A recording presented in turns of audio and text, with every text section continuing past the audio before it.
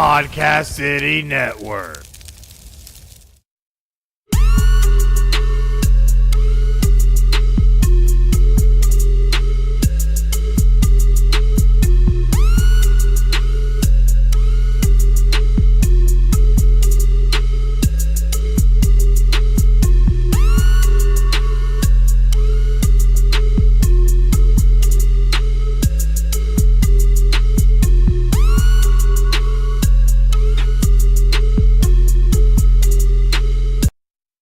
Hey guys, this is Chris of FinalScore, and we are back for episode 10. That's right, we have hit double digits here at FinalScore. We have people literally freaking out here in the studio with excitement, just because that's how we do it around here. If you don't have a little bit of excitement, then what are you doing with your life? But definitely make sure that you keep up with all of our excitement on social media, over on Facebook at /PCN FinalScore, on Twitter at PCN FinalScore, on Podbean. Download our latest episodes at PCNFinalScore.podbean.com. And then, of course, scamper on over to Spotify, iTunes, and Google Play Music. Search keyword FinalScore. Give us a subscribe. And definitely download all of our episodes and enjoy them right now today. And in the studio with me is none other than my amazing co-host, Craig. How you doing, bud?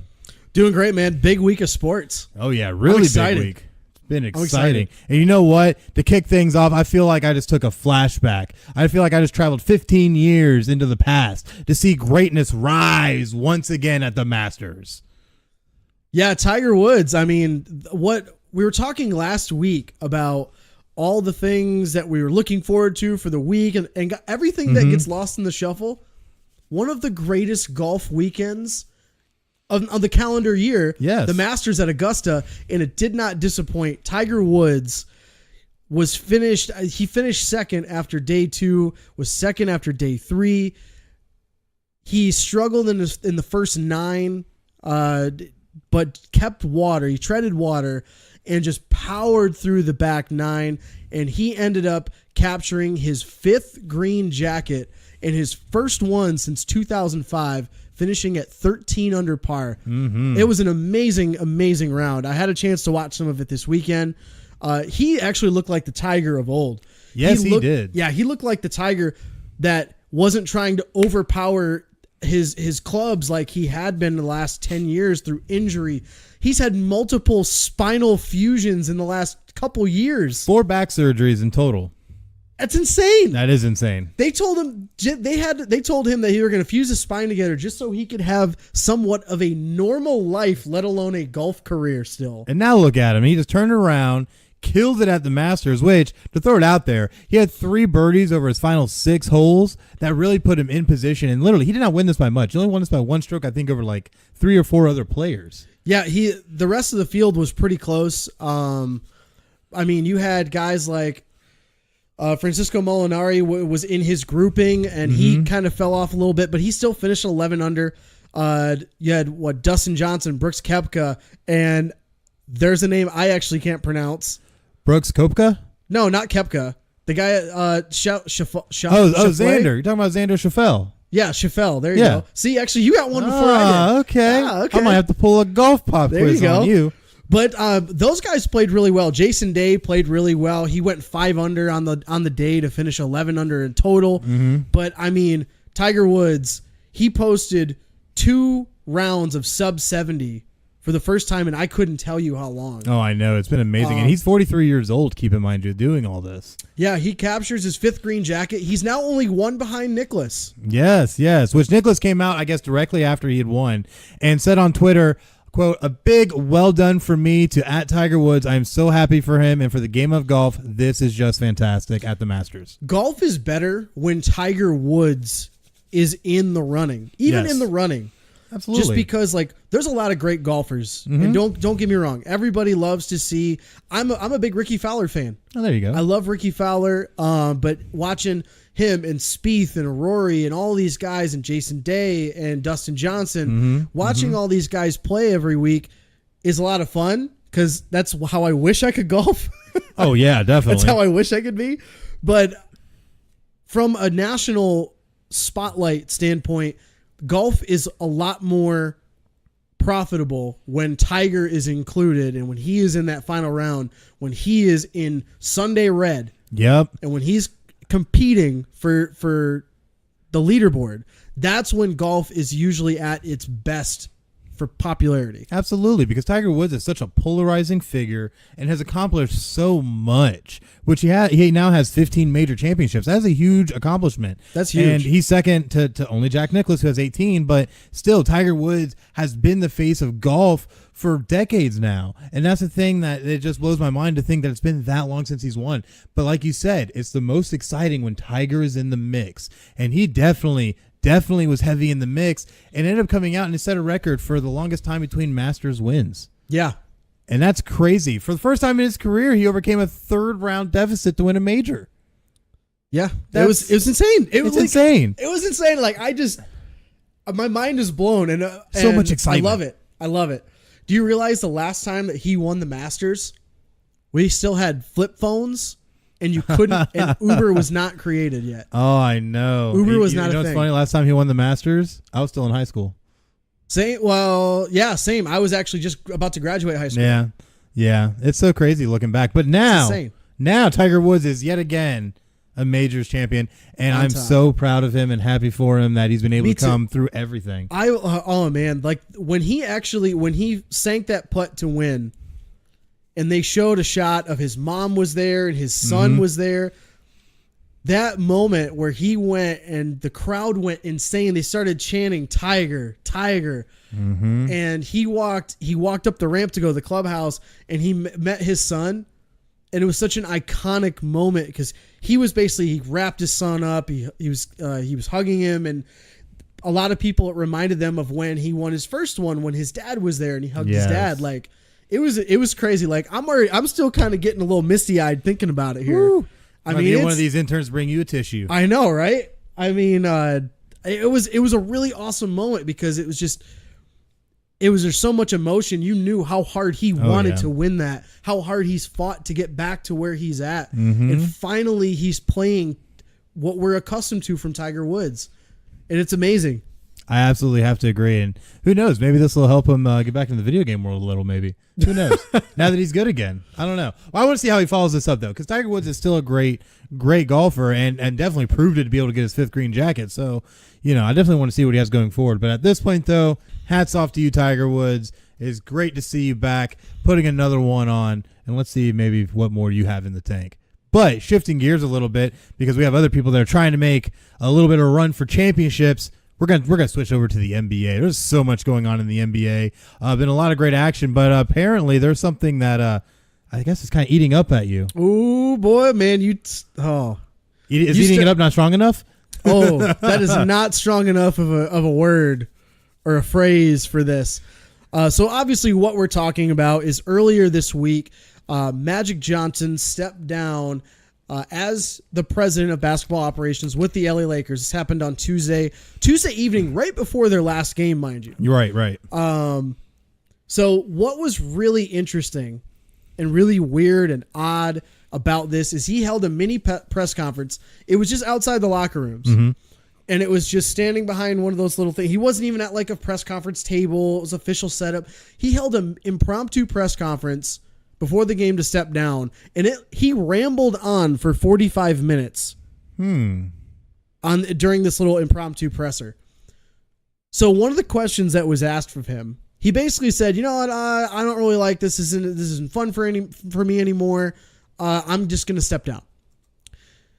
And they asked him, "Okay, well, did you talk to obviously you've talked to your boss and that," because he had meetings with Jeannie Buss earlier in the week and with LeBron and their camp. And Jeannie Buss even came out and gave her vote of confidence for Magic to fire Luke Walton, which I'll get to in a second. Oh yes, but so he comes back with, "No," he said, and I quote, "No, I haven't. I couldn't. I could not stand to tell her." End quote. That's like if you were to walk up like. He was not enough of a man to even walk up to his boss, who he is friends with, and be like, "Hey, this is not working. Like, this is not really my thing. I want to step away," because he said she would convince him to stay. It's like he said in a few minutes before that he was dead set. He prayed on it. He's dead set. I don't want to do this anymore. And then he's like, "Oh no, she would convince me to do it." How will that work? So oh man, I'm trying not to blow a fuse here. So this We need a fuse check on Craig. fuse check over here. You got that sensor button ready? I'm just kidding. I'm not going to do that to you. I'm not going to do that to you. I like the platforms that we are currently able to air on, and I do not want to. Yeah, and Google Play Music that. said that we were clean audio. We're clean audio, so keep that in mind. But he said he wanted to be more of a basketball ambassador and didn't like to be fined for the constant, quote, tampering that he's been doing. Right, Because right. he likes to players reach out to him, and he likes to be a helper. He does a lot of things in the community, which is the plus side of him. Well, he's a polarizing legend. Yeah, he is. He's a polarizing figure, especially in the LA Lakers community. Definitely. And in their fandom. But I am not surprised he stepped away and quit. Didn't walk away, didn't step down. He quit, gave up on the Lakers. Woo. I'm not surprised. Like a This is Batista why. wannabe. This is why. He's been given these positions like this because of his fame, which he has earned. He To his definitely has credit, He's earned. earned. Definitely has Great earned. basketball player, a legend in every sense of the word Absolutely. on the court. And so he's been given it because of his fame and because of his, as a lot of people say, his quote, likable guy charm.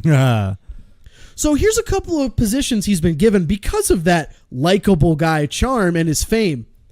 He was given a TV show in the 90s on NBC.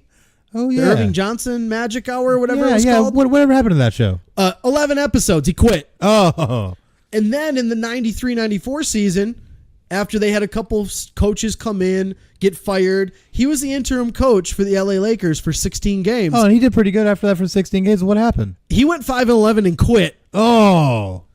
because he quit these positions because he's underestimated the amount of time that had to be committed, and because he said it was too hard. There's too much work I got to put into. I don't know. I can't do all this. He freaking quit because it was too hard. What do you expect? Takes You're work. in a top level executive position in an NBA franchise. How much work do you think you're going to do? You think you're just going to walk in and be like, oh yeah, I'm going to sit down and be an ambassador and this is going to be a lot of fun and sit there and be for my Lakers. Your phone is on 24/7, dude. Like, you have to be in there to do scouting. You have to meet with players. You have to meet with other people of your coaching staff and your executives. He was never in the freaking office. No, he's probably out playing golf. No, he was out complaining about how he couldn't tweet to people. And one of the other things of this is he didn't want to be the quote bad guy and fire Luke Walton because even though Jeannie Buss gave him the power to do so, and he didn't want to be the bad guy. He wanted to be the good. I want to be likable. I want to be the good guy.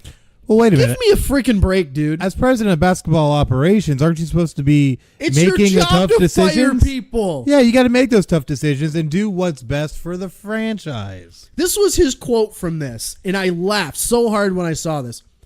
His quote was, I had more fun on the other side of this than on this side. Because tomorrow I would have to affect somebody's livelihood and their life. And I thought about that and said, that's not fun for me. That's not who I am, end quote. Well, guess what? Life is not all boo fun and freaking flowers. who? You know what? You know who?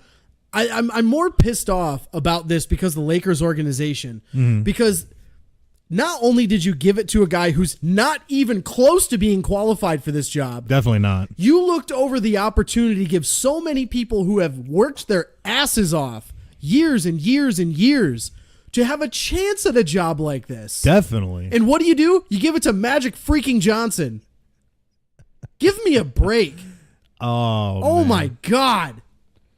Well, we definitely know there's no love there. But as part of this, though, there definitely is going to be fallout when you have something like this happen. So what is the fallout from this whole situation? Even more, if you didn't think that was comical enough, even more comical is GM Rob Pelinka, who apparently he's been reportedly despised across the league. Remember the whole Anthony Davis, how they were trying to trade for him? Right. Rob Pelinka's the one that's been making all these moves, but with the blessing of Jeannie Buss and Magic. Of course. So apparently part of the reason throughout this situation of why Magic had to get involved with the AD situation because people weren't answering the phone when Rob Pelinka called because they freaking hate him that much. They apparently hate him so much that they will not answer his calls. So and again, he's in this role because of who he was before he got there. He was hired in February 2017. His fame, he was Kobe's agent. He's also not qualified. Jeannie Buss, what the hell are you doing? Does Jeannie Buss know basketball? Clearly not. Clearly not. Her family did. Her family. But as we know in all things, being there by association doesn't mean you know anything that you're doing. Yeah, no crap. Jesus. So but Rob Pelinka has made some interesting moves. A couple of notable ones. He actually made a decent move.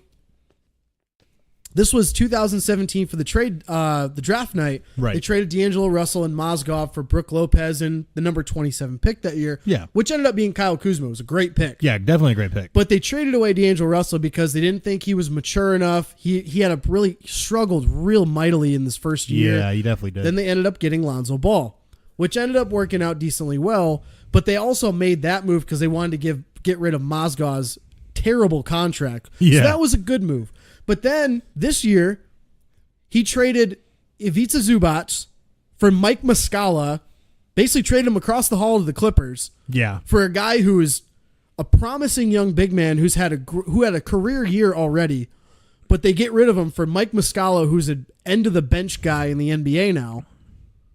Not going to do anything for you. Definitely and not. then he traded one of their young sharpshooters, one of your favorite guys from the quiz, Svi Mikhailuk. Oh, Mikhailuk. They traded him for Reggie Bullock, where Reggie Bullock, that was with the Pistons, and Reggie Bullock is a veteran knockdown jump shooter, which that one kind of made some sense because if you're trying to win now for LeBron, surround him with shooters, it makes sense. Definitely. But you're sacrificing your future, you're hemorrhaging that for now. So now, Rob Pelinka is probably going to get his role increased. That's what the reports are saying that I've read. But they also have turned around and they are let go of Luke Walton, which they quote mutually parted ways on Friday. Just to make it sound good. Yeah. So that was a move. So now they got to find a head coach and they got to find a president of basketball operations. Didn't take Luke Walton long. Nah, 24-hour turnaround if I'm not mistaken. Yeah, Saturday got offered and accepted a head coaching job for the Kings. I love that move, personally. I think it'll be a good move for him. So they hired Luke Walton at L.A. because they know it was going to be a turnaround. In 2016, that year, they won 26 games. Then the next year, 35. This past year, 37. So a slight increase. But they brought him on to help build a young core, and everything changed when LeBron signed. Of course it did. Everything. But people were asking, like, the big thing that Magic did was he recruited LeBron to come to L.A. Mm-hmm. I don't think he did that much work because LeBron wanted to go to L.A. anyway. Well, yeah, LeBron wanted to be in a big market no matter what. For his business ventures and all that. Exactly. So it made sense to either go to L.A. or go to New York. At L.A., honestly. He wasn't going to play for Dolan. No, he wasn't going to go play for Dolan. Nobody wants to play for that guy. No one does. So he thought he'd be in a better situation by going to L.A. Yeah, so, I mean, don't give Magic credit. Yeah, he had to sit in on the meeting and talk to him. Well, yeah, but that's about all he did. LeBron was going to go anyway. Yeah, he already had his mind made up to go to L.A. because he likes being in that L.A. lifestyle. He likes to be out there among the glitz and the glam and all the crazy money and stuff that is L.A. and try and be a part of that lifestyle and be able to grow his brand. Which, I don't know how his brand, grows very well against the Big Baller brand, but, right. They somehow coexist, and now Lonzo is suing Big Baller brand. But, yeah, that's a story for another time. Actually, Lonzo just signed with CAA last week, too. That's a big move That for is him. a really big move. That's a big move. CAA is a huge agency. Yes. But anyway, so LeBron's camp. So LeBron obviously didn't respect Luke Walton for whatever reason. I don't know why. He was an ex-player himself, so it didn't make sense. He never came out and said he wanted another coach, but supposedly LeBron's camp openly said they wanted him gone. doesn't make a whole lot of sense to me. No, it really doesn't when looking at it. And then again, you never want to end up in a situation where you have a player against your coach. Coach is kind of sitting here like, what's up? And you already had enough turmoil going on with all the distractions from the big baller brand and Lonzo Ball and, of course, his father, LeVar Ball. So, yeah, but I mean, so they openly wanted him gone. Didn't say anything. He didn't say anything publicly, but that's been the rumors. Like, he just didn't want him there. But now for Luke Walton, this is the best thing that could have happened to him. He gets out from under that shadow that is LeBron James, player / coach / GM, which they might as well just go ahead and give. They might as well make him the head coach. They might as well just make LeBron the head coach, the player coach, like they did with Bill Russell back in the 60s. Just go ahead and do it. Because that's what he's going to do anyway. Yeah. But for Luke Walton, great move to go to Sacramento. He got a 4-year deal, which mirrors Vlade Divac's extension that he just got. The Kings this year finished 9th in the West. They had 39. They were 39 and 43. That's their best record since 2005 when they made the playoffs and lost in the first round. So keep in mind then with that, what kind of upward momentum they could get from something like this. Because Luke Walton, like I said, I think he's a great coach. It's just you ended up in an extremely crappy situation because of whatever the Lakers is right now. Yeah, and the Lakers, oh my God, that is like, they're on like Cleveland Brown before Dorsey. Cleveland Brown levels of dumpster fire. Yes, I would have to agree. And what's sad is that a lot of people would argue that it's a dumpster fire with one of the best players still playing right now. Yeah. One of the best, still arguably one of the best players in the world at basketball is on that team, and they are a dumpster fire. Yeah. Even one of those best players cannot save your franchise enough to do anything. Yeah. So I'm going to throw my name out here because if this gets out to Jeannie Buss or anybody, just, hey, I'm great at my franchise in 2K is amazing. I can take any team and turn them around. So please give me a phone call. I guarantee you I will put in more work than Magic did. Oh my gosh. You heard it here first. Definitely endorsed by Final Score because I think you definitely could do a better job than Magic Johnson can. So Final Score fully endorses you. Fully endorsed. And fully endorses this message. I appreciate the vote of confidence. Hey, if you can make it happen in 2K, you can make it happen anywhere. I mean, yeah. I mean, I do it. I mean, I do it every year. Just take the worst team and turn them around, make them a champion. But realistically, though, looking at this situation, what options do the Lakers have at head coach? So reportedly, there's 2 candidates that are out there. Ex-Cavs head coach Ty Lue, and then the 76ers top assistant Monty Williams. I honestly don't think this is much of a race between the two. Mm-hmm. LeBron's worked with Ty Lue. Ty Lue is an ex-Laker. He won titles with the three-peat they had with Kobe and Shaq. Right. He won some titles on those teams. I think this is a shoo-in for him that Ty Lue is going to take over as Lakers head coach. It's a guy that LeBron respects. He loved playing for him, or at least it's what he says publicly. Right. But I think this is not this. I don't think this is even a race between the two. So I think it's Ty Lue hands down. You'll probably see supposedly on Monday or so they're going to be meeting with him officially. Mm-hmm. I think by the end of the week this is a done deal. I definitely would have to agree, and it definitely makes sense if you want to try and keep LeBron happy and try and get an offense that's going to really work. Because the one thing I feel like the Lakers have been lacking is real scoring, just because they've been all over the damn place. And when you have no organization within your own offense, how do you expect to do anything? So hopefully we'll see what happens with that. Yeah, I mean the Lakers are not set up to be centered around LeBron. LeBron needs a bunch of shooters. Yes, they have Lonzo Ball, trash shooter. He's not great. If by NBA standards, Caldwell Pope, streaky 3-point shooter. Ingram is I wouldn't straight out call him a bust, but I don't see the hype. I'm say he's not doing himself any favors. He's not doing himself any favors. They got rid of Julius Randle, which was stupid. Yeah, that was very stupid. But I mean, we'll have to see. This is a big offseason for the Lakers. You got to find a president of ops. You got to find a head coach, and you've got to recruit another free agent, a big-time free agent to come play for you. Yes. Or swing an Anthony Davis trade with the Pelicans. David Griffin just took that job, who was the ex-GM at Cleveland.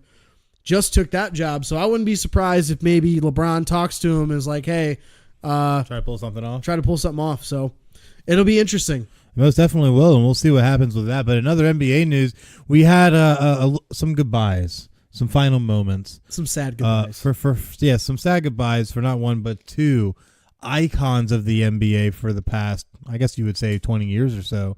But that would be, first off, would be Dwayne Wade.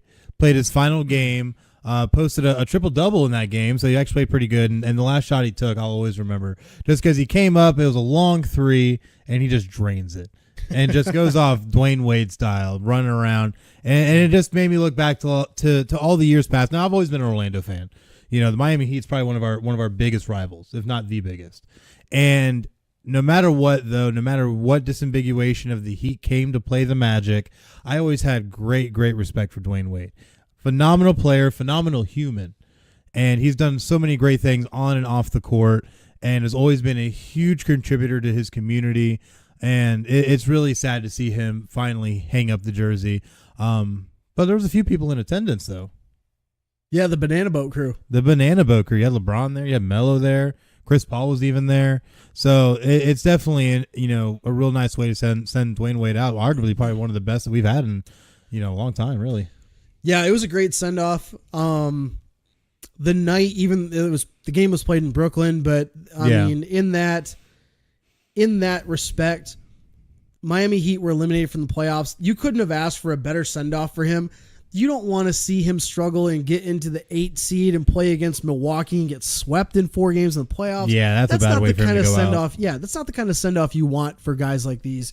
But I think Dwayne, he's a surefire Hall of Famer. Oh, absolutely. And it was a great send-off. Yeah, triple-double. The last few years we've had people in their last games.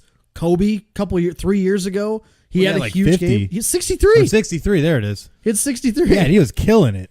Absolutely killing it. He also put up like 50 shots. Yeah. When you take that many shots, then you're kind of expected to have a large margin of points. So yeah, but it was a great send-off for him. Same thing with Dirk Nowitzki. He played his final game for Dallas and played it actually in San Antonio, which if you weren't going to have a final home game for him in Dallas, San Antonio was the next best place to do it. Yes, and they did a huge send-off for him there, too, in San Antonio. He actually didn't even inform anybody until, the game was basically over. It was like, hey, by the way, this is my last game. Because he's not all about that. No, he doesn't like that kind of attention. He's not like the Paul Pierces or even to an extent the Dwayne Wade. He's like, hey, I'm going to retire after this year. He was just kind of like, yeah, I'm just done. I know my time's and that was the thing with Dwayne Wade. He was kind of like, not outright, but was kind of on this retirement tour and was swapping jerseys with a lot of notable players, including Dirk Nowitzki. So, Dwayne Wade, is very, very known. With Dirk, though, like you said, he's so more reserved. He's so much more quiet mannered. He doesn't like that kind of attention on himself. He just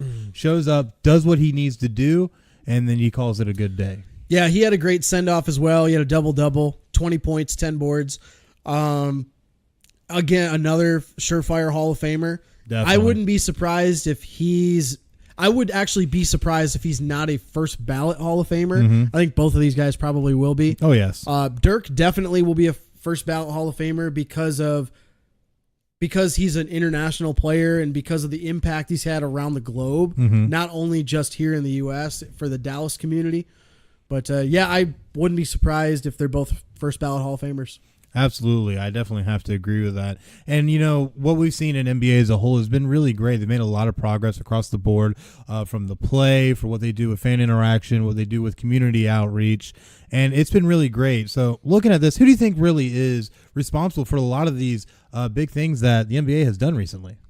I think it's Adam Silver, commissioner. He's, in my opinion, I think he's the best commissioner of all North American sports. He's got the best finger on the pulse of what, even though the players are kind of upset supposedly over the last year because of refereeing and games, and now they're being basically fined if they're sitting out games that they're not actually hurt.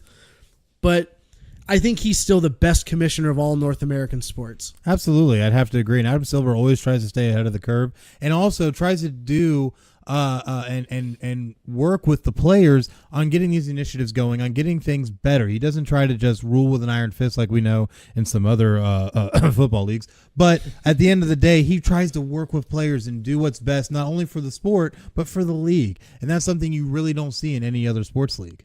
Yeah, really not. And they're actually talking about doing some other big changes, potentially. They had a press conference on Friday, and Adam Silver, that is, commissioner, was just kind of openly just discussing, thinking out loud of ways that they can improve the NBA product. Mm-hmm. None of this is actually proposed, but I thought a few things were interesting based out of that. They're talking about how the NBA season is a long season. 82 games is a long season. So they're trying to find ways to keep it more exciting because, as you would expect, ratings are good to start a season. They dip down in the middle. They rise back up for the All-Star weekend. Right. They dip down a little bit and then rise to huge levels for the playoffs. Absolutely. So one of the ways that the league office might be considering to improve ratings during the season is to potentially do what's international soccer kind of does, which they do mid-season tournaments. Where it's like kind of minor league baseball does this a little bit too, like a first half champion, second half champion, those two meet kind of thing. Mm-hmm.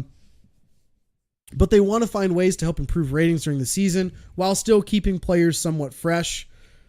They've talked about potentially shortening games from 48 minutes down to 40, like the college game. Just flat out shorten the NBA season by 2 weeks, which is what a lot of people have proposed over the last 5 to 10 years. Yeah, I just don't see that one happening, though. I feel like that one won't. Yeah, with the amount of games, it's pretty solidified, especially now that you've had so many marks happen with records for wins and things like that. I don't see anybody really wanting to break that up. So that I don't see happening. But it would be interesting seeing like an international soccer approach where, you might play the first half of the season, maybe do some international tournaments or an international friendlies, and really with helping promote the game of basketball and then coming back for a second season or for a second part of the season, I should say. So with an approach like that, it could be really good, especially seeing how the sport of basketball itself, while homegrown here in the United States, has become such a huge international product. Yeah, they really need to find a way to continue to involve the international community because, like you said, the international community for basketball, like basketball is a global sport. I mean, since its introduction to the world stage, and like the 92 Dream Team is where everyone kind of attributes to the initial growth of the game globally. Absolutely. But I mean, of course, Adam Silver, he's kind of a traditionalist. That we've been doing it for the last 50 years or so. They don't want to mess with that. But he even admits there's nothing magical about an 82-game season. It's a grind. It really is. So they're trying to look maybe at, he wants to paint a picture of like the FA Cup or the Copa del Rey, but do it for basketball, which I think these tournaments could be woven into the league schedules. Definitely could be. So that way you could still play technically 82 games, but do like a mid-season tournament where it's like players get to take like right around Christmas, take time on not Christmas, but like January, February. Yeah, take like a week or two and go do some type of international tournament. Move your All-Star weekend up to like, no, you can't do that because of football. Well, why not even take it to do it in February? Do it in like, well, they already do it in February. Well, all I'm saying is that you could even go a whole nother level with this. Take your All-Star game, take it on the road internationally. Turn the All-Star game into a tournament. That'd be kind of cool. It'd definitely be something interesting to do against other countries where you might have, say, you have the friendly, but now you have like the NBA All-Stars versus, say, the Chinese All-Stars. Something like that where you can start doing like these little tourneys or these little one-off games to try and bring a little bit more attention to the NBA at midseason. Yeah, they kind of do that already. They do that preseason. They play games in China, and they'll play just NBA versus NBA teams. It would be, I can't imagine they would do it against other countries' teams though, because of NBA, the NBA Players Union, Players Association. True. You don't want players to get hurt or anything like that if they don't need to. So I could see things though where they do the tournaments in the middle of a season where you have that first half, second half, and I think that would be really intriguing. Could be. Yeah. We'll see because they obviously have to go through the what's the word I'm looking for? Players Association? The CBA. Yeah, they have through to go through their bargaining agreement. They have to go through the bargaining agreement, the Players Association, before any of this stuff is possibly even changed. So it's a good idea. I mean, it's a good way to help spice it up and bring more attention to the NBA product rather than just beginning of the season, All-Star Weekend, playoffs. Yeah, you want to add a little bit more because the thing is, while it might have worked really well for audiences maybe 20, 30, 40 years ago, we don't have the same type of audience these days, especially now with the technological advancements we've made in communication technology. You're going to have to grow with the times and try and find ways to keep fans more interested in your overall product. So definitely very interesting. I definitely want to see what Adam Silver will pull out of his hat next because it seems like he's always trying to find a way to be one step ahead and bring the best product that he can to the court. But speaking of bringing products to the court, we do have things going on court right now, and that would be the NBA playoffs. And I tell you what, it's already been a super exciting round of games that we've already been able to experience, and it made me so happy in so many ways. And even though I kind of had to eat my words a little, but it's fine. It'll work out. Yesterday was some great. This whole weekend has been great sports. Like between all the basketball matchups we had, the hockey matchups we had, this was such a great weekend. I was telling you earlier today, all I did yesterday on Saturday was sit on the couch, have my multiple TVs set up for multiple different games, watching hockey, basketball, Masters, baseball, all this stuff set up. It was such a great weekend. But the NBA playoffs have not disappointed this far in the first round. No, they really have not. In the big game that I'm going to talk about first because it means the most to me, and that's the Toronto Raptors versus the Orlando Magic, our 2-7 matchup. And it was one heck of a game. I sadly only got to see half of it because, hashtag parent life takes over sometimes. Ooh, man, you missed a hell of a game. I know, but I got the second half, and that second half was a doozy, back and forth, one right after the other, crazy shots all the way around the board, and it was just really great to see the Orlando Magic go out and take this one. 104-101 to take a 1-0 lead against the Toronto Raptors on a day that saw not one, not two, but 3 road teams win the first game in their playoff series. Yeah, this was crazy to watch because so many road teams. You would imagine a lot of road teams usually win in game 2. Usually. But in NBA you see a lot of these really good matchups, and that's the one thing I love about the playoffs is that it doesn't matter what your regular season record is. Once you get in the playoffs, it's 0-0. It's a clean slate. Oh, yeah. And the Orlando Magic have been one of the hottest teams going into playoffs, having won 10 of their last 12 to end the season, and now start the playoffs with this big win on the road against Toronto, who I picked to not only go all the way to the Eastern Conference Finals, but win the Eastern Conference Finals. Yeah. So it's really crazy to see my Orlando Magic at 42-40 making some noise in the playoffs. I may have already mentioned this to you last week. You might have. Toronto's beatable. They are beatable. And that's why I didn't have them in the finals. They're beatable. That's why I have them not even making the Eastern Conference Finals. But it's this is going to be a long series. Yeah, it is. This is definitely going to go. I think when we were talking about this last week in our prediction show, we did, I think it was like 6 games roughly. So there's still a lot of time. Toronto can get it right the ship, if you will. Right. But Toronto and their playoff futility strike again. Oh yeah. Kyle Lowry, 0 points, 0 for 7 from the field, and 0 for 6 from 3. I think ESPN showed a stat yesterday that he was the first All-Star in the playoffs to be scoreless in a game in like 20 years. Oh, yes. Or like 10 years or something like that. I know, it was crazy. And it's crazy when you're looking at how everybody did even for them. The biggest scorers for the Raptors obviously were going to be Pascal Siakam and Kawhi Leonard. Pascal who? Siakam? See? Even after the name quiz, I still don't get them right. Siakam. Either way, though. Pascal Siakam, he's Man, he's a great young player for them. He is. Oh, he is. And he accounted for 24 of their points. And he played more than anybody else. He was on the court for 42 minutes, which is... he had to be. He had to be, but he only shot 50%, missed every three-pointer he took, didn't even make it to the free throw line, but he was trying to play out of his mind and do what he could to help his team win because the Magic came ready to play and were draining everything. Yeah, they hit almost 50% of their shots from three. They went 14 of 29. They hit 14 3-pointers in an NBA game. I know, that's insane. That's a lot. DJ Augustine, dude, talk about killed it. Not only from the shot that won them the game. Yeah, so it was a long three, by the way. He only played 29 minutes. He had 25 points. I know. That is efficient. That is very efficient.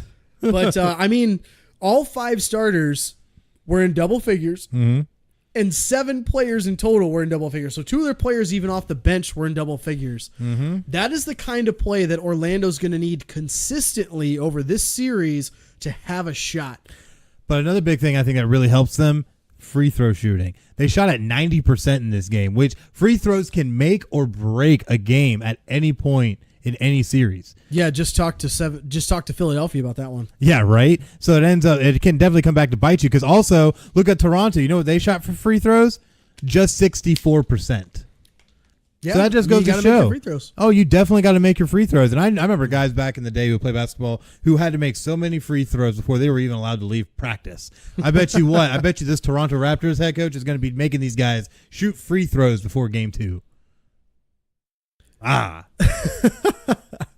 Yeah, they have a chance, man. They really do. Monday night is game 2 in Toronto. I think Toronto evens up the series here, but I think it goes back and forth. I think it does go to 6 games, but it'll be a back and forth game. I think going into game 5, I think it'll be tied 2-2.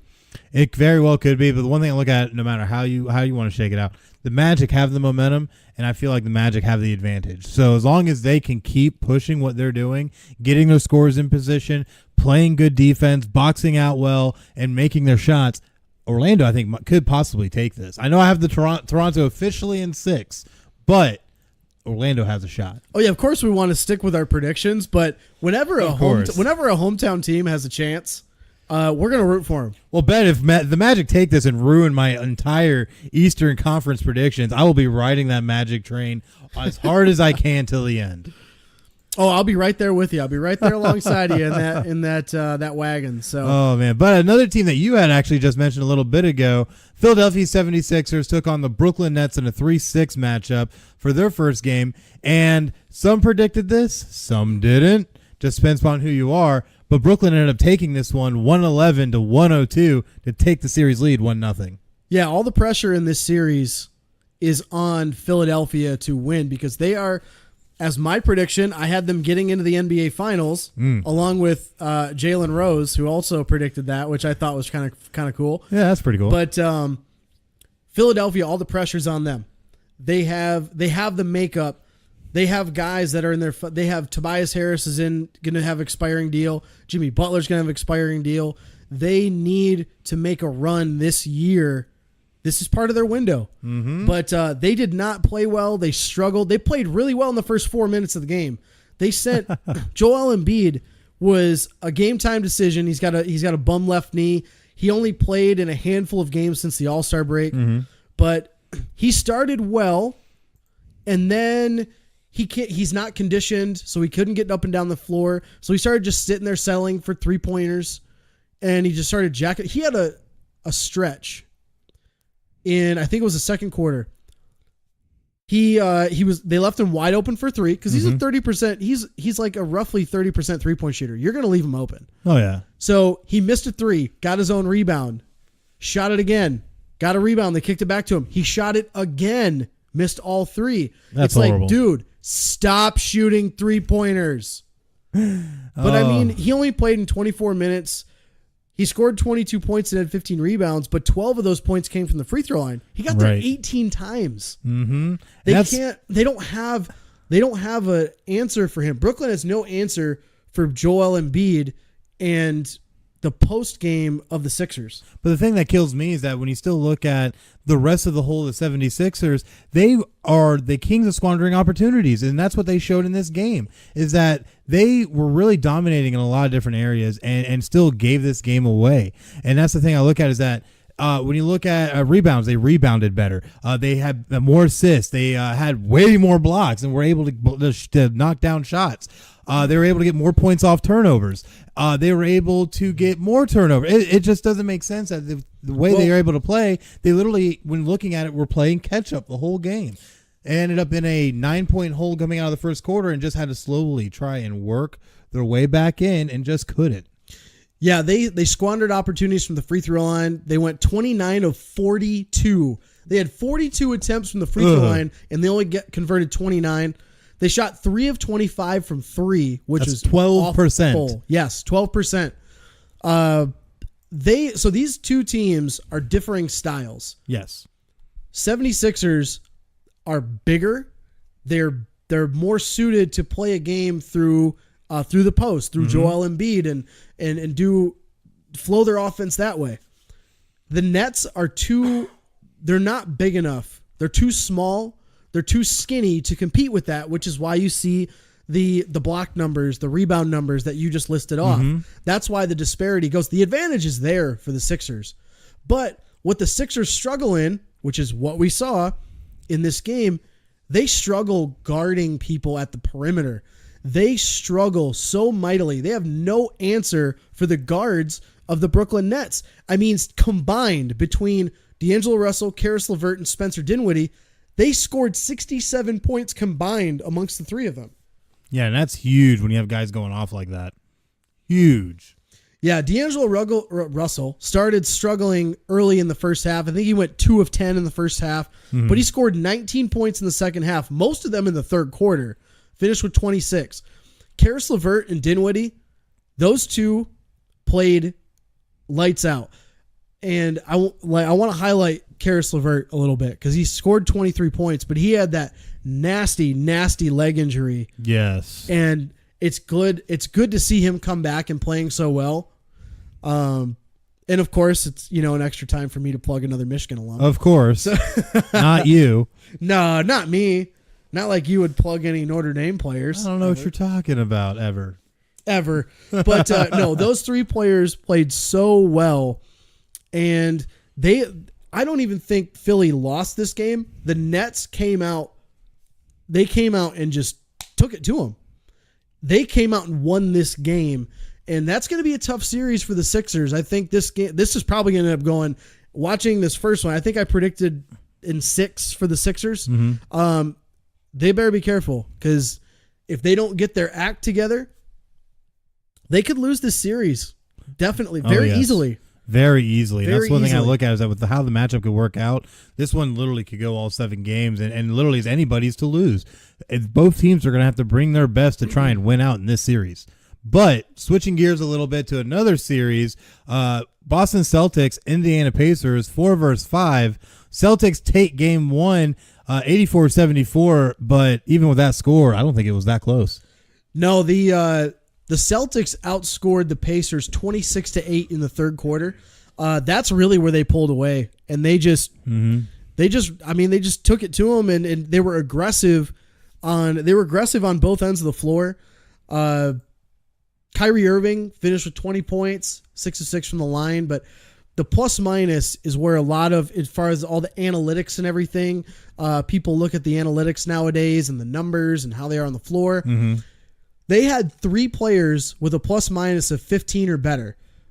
Morris had a plus 15. Kyrie Irving was plus 19. Al Horford was plus 20. So, I mean, those 3 guys played so well, and they played well just as a team. They really forced Indiana into some tough shots. They only went 6 of 27 from 3. So, I mean, they did what they were supposed to do, and they forced 13 turnovers in this game. So, I mean, Indiana still play solid defense, but there's just times where they just kind of disappear. And, I mean, they only had 2 guys in double digits, Corey Joseph and Bogdanovich. Yep. So, I mean, I don't think this is going to be a whole 6 or 7 game series. No. I think Boston can end up taking this in 5 or 6, but Indiana's really got a lot of work to do. They got their work cut out for them. I think they go down 0-2 before going back home. They'll probably win one of those games at home. But it's going to be a tough series for Indiana if they play the same way they played today. Absolutely, and that's one thing I look at too. Like with the Indiana Pacers, their field goal percentage was absolutely dismal as a team. They were shooting 33%, absolute crap. They were 22% from 3-point range, and they only converted 57% of their free throws. They just did not look there. Boston came and outclassed them, but I mentioned this earlier before we went on air, and I still feel that this could play is the reason why this is going to turn out the way it will, is there is no Oladipo. Without Oladipo, who was honestly a very nice, refreshing shooting option for them, they have lost the dynamic of their offense, I feel like. Yeah, they've done a really good job of rallying around other guys since he's been hurt. But honestly, even with Oladipo, they have no shot in this series. I mean, Oladipo, yeah, he's going to get you. He's probably going to average, 20 to 25 points a game in the series, depending on how many games it would go. But even then, okay, what are you going to do if you're Boston? You're just going to focus your game plan on him, and you're going to make guys like Bogdanovich beat you, Darren Collison, Corey Joseph. You're going to make those guys try to beat you, and I don't think they could. Yeah, you might be right. And even without Oladipo, though, which is how this is going to go, because Oladipo's out for the season, they're going to have to rely on guys like Bogdanovich to be able to try and come through for them, and I don't think it's going to happen. No, definitely not. This is just a bad matchup for Indiana. Yeah, it really is. It's a tough matchup for them, but, I mean, that's kind of how it played out, and they really have a lot of work to do for Game 2 in Boston. Oh, they definitely do. What is it, 2 days? Tuesday. It'll be on Game 2 will be Tuesday in Boston, so we'll definitely be able to see how that one shakes out and see how this series will go from there. But there is one more game in the East that has not happened yet. Milwaukee Bucks, Detroit Pistons. We'll be getting that one later tonight. By the time you hear this recording, though, the game will either be underway or already over, so we'll definitely bring you more coverage on that on our next episode next week. But now we're going to go ahead and we're going to switch over to I'll give you a prediction. Uh-oh. Milwaukee wins by like 12. Oh, you're being nice. I was going to say Milwaukee was going to win by 24, but that's just me, I guess. Yeah, Milwaukee's going to win by Giannis with 32 points. Saying now. I don't know why. Sound like a good 32? Yeah, that's 32. Just 32. Everybody else is going to count. Giannis goes for 40. I think he's going to be a nice guy because Giannis, he has a very likable face. So, I think he's going to dish it out a little more. Giannis goes for 40, I bet.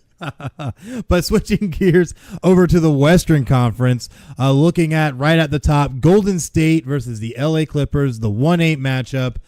Golden State took the first game pretty handedly, I would say, 121-104, and now we get the Game 2 on Monday. What are your thoughts on this series so far? Man, this game is chippy. Yeah, it is. Game 1 was chippy. These two teams do not like each other. No, they do not. And it's great television. So it all culminated in Pat Beverly, who is a 6'2" guard, mind you, 6'3", whatever, and Kevin Durant, who's 6'10" wing. These two guys were going after each other all game because Pat Beverly is the kind of guy when he plays defense, he's the guy you love to have on your team, but you hate to play against him because all he does is he talks and he gets under your skin and he plays defense such a physical manner that he gets in your head. He really does. So these two ended up getting tossed in the third. I think it was the third quarter or something like that. The third quarter, yes. They got tossed because they each got 2 techs. And it was actually a great back and forth between the two for that stretch right before they got tossed. But it's not going to mean so much for Pat Beverly because the Clippers they're not getting far in the playoffs. They're losing this series. Oh, absolutely. They might even get swept if they're not careful. Yes. But Kevin Durant got to be careful because in the postseason, if once you hit your 7th technical, you're automatically suspended for a game. Mm-hmm. He's already got 2. So you got 2 in the first game of this series. Yeah, that's not good. You better be careful, because if you win this series, most likely you're going to play Houston in round 2. Ooh, talk about chippy. You need Kevin Durant for that series. You need him for every single moment you can have him on the court. Yeah, I'm a little disappointed that Houston ended up getting the 4 and not 2 or 3, because I really wanted to see a Golden State Houston Western Conference final. Oh, yes. And now we're going to be robbed of that. But either way, it's still going to be really good. But looking at this, Golden State's outclassing LA all the way from top to bottom. Looking at these team stats, it's really Golden State. Golden State is shooting better in the paint. They're shooting better from the 3, shooting better at the free throw line. They're just better. They're just better. They're out rebounding them, more assists. They're able to move the ball around better. They're getting better blocks. They're just winning at every phase of the game. They're just a flat out better team. And in this game, Steph Curry went off. Yes, he did. 8 threes. 38 points. Yeah, 8 of them. In the process of getting 38 points and hitting 8 threes, he actually passed Ray Allen for the most 3-point field goals in playoff history with 386. Woo! He did it in almost half as many games. And that shows the talent. He did. I think it was 97 games. 97. I don't remember what Ray Allen's was, but his was like in the 160s. It was like 160, 170s, right? Somewhere in that. So yeah. I mean, it was, man. It was something. There was a one play I remember distinctly, and that they obviously are replaying it everywhere. But he basically went heat check. He dribbled just past half court, pulled up from almost a logo, and could have gotten a foul called. Drains a 3-pointer with one guy in his face and one guy on his hip, and just drains a 3. Like only Steph Curry would get that kind of a green light. Man, he is hands down the best shooter we've ever seen in the NBA, in the history of the NBA. So do you remember growing up how everybody would always shoot things and say Kobe? I tell you now, it's going to get replaced by Curry. It's been getting replaced by Curry. Kids nowadays, that's why when we talk about how the game of basketball has been, some people say eroded, because now it's all about 3-pointers and people doing ISOs and pull up threes. Oh, yeah, trying to be all flashy. You can you can blame Curry and Harden and players like that for that kind of stuff, because kids see Curry from when he first came in the league. Even at Davidson, that's what he was doing. And I mean, he's the best at it. He's the best there ever will be at it.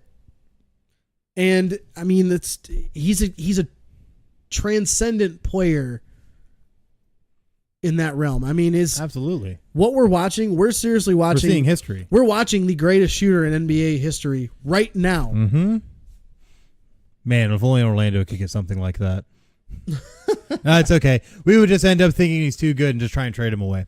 So, looking down the rest of this list, though, we know Game 2 for Golden State and Clippers. That's going to be on Monday at Golden State. So that's definitely going to be an interesting one, which I think Golden State will probably blow them out again.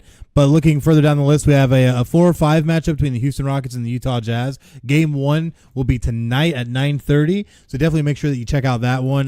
Definitely Houston Rockets, I think, are going to take that. Yep. I think they are probably one of the strongest number 4s in recent history in my eyes. But we'll see how that all works out. But looking even further down the list, we also have another game that's going on right now. We're watching it right now. Yeah, right now. The 3-6 matchup in the West with the Portland Trail Blazers versus the Oklahoma City Thunder. Portland is currently leading this one 89-81 with about 6.5 left in the game. So by the time you hear this recording, this game will be final, if not before we're even done recording ourselves. So hopefully we'll be able to bring you that update. Portland just went up 91-81 to take a 10-point lead.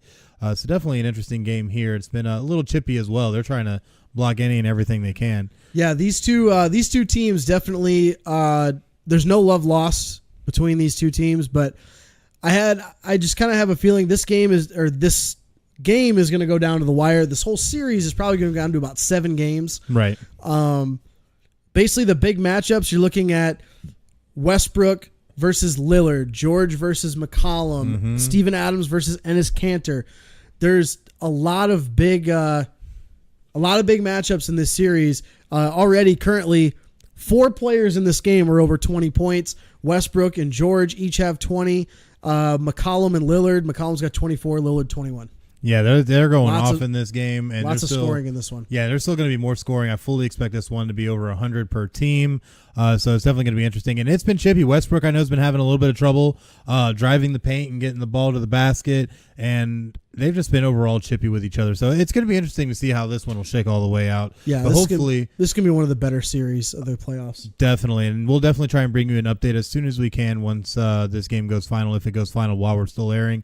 However, we have one more to look at, and that's our 2-7 matchup, the Denver Nuggets versus San Antonio Spurs. San Antonio, surprised, I feel like everybody, took game one, 101-96. Not everybody. Well, to me, it's a shocking upset, but maybe to some it's not. But still, San Antonio takes this one and takes the lead 1-0. Playoff experience. That's what won this game. Mm-hmm. You had a lot of guys on San Antonio that have been guys like Patty Mills who have been to the finals and had that experience.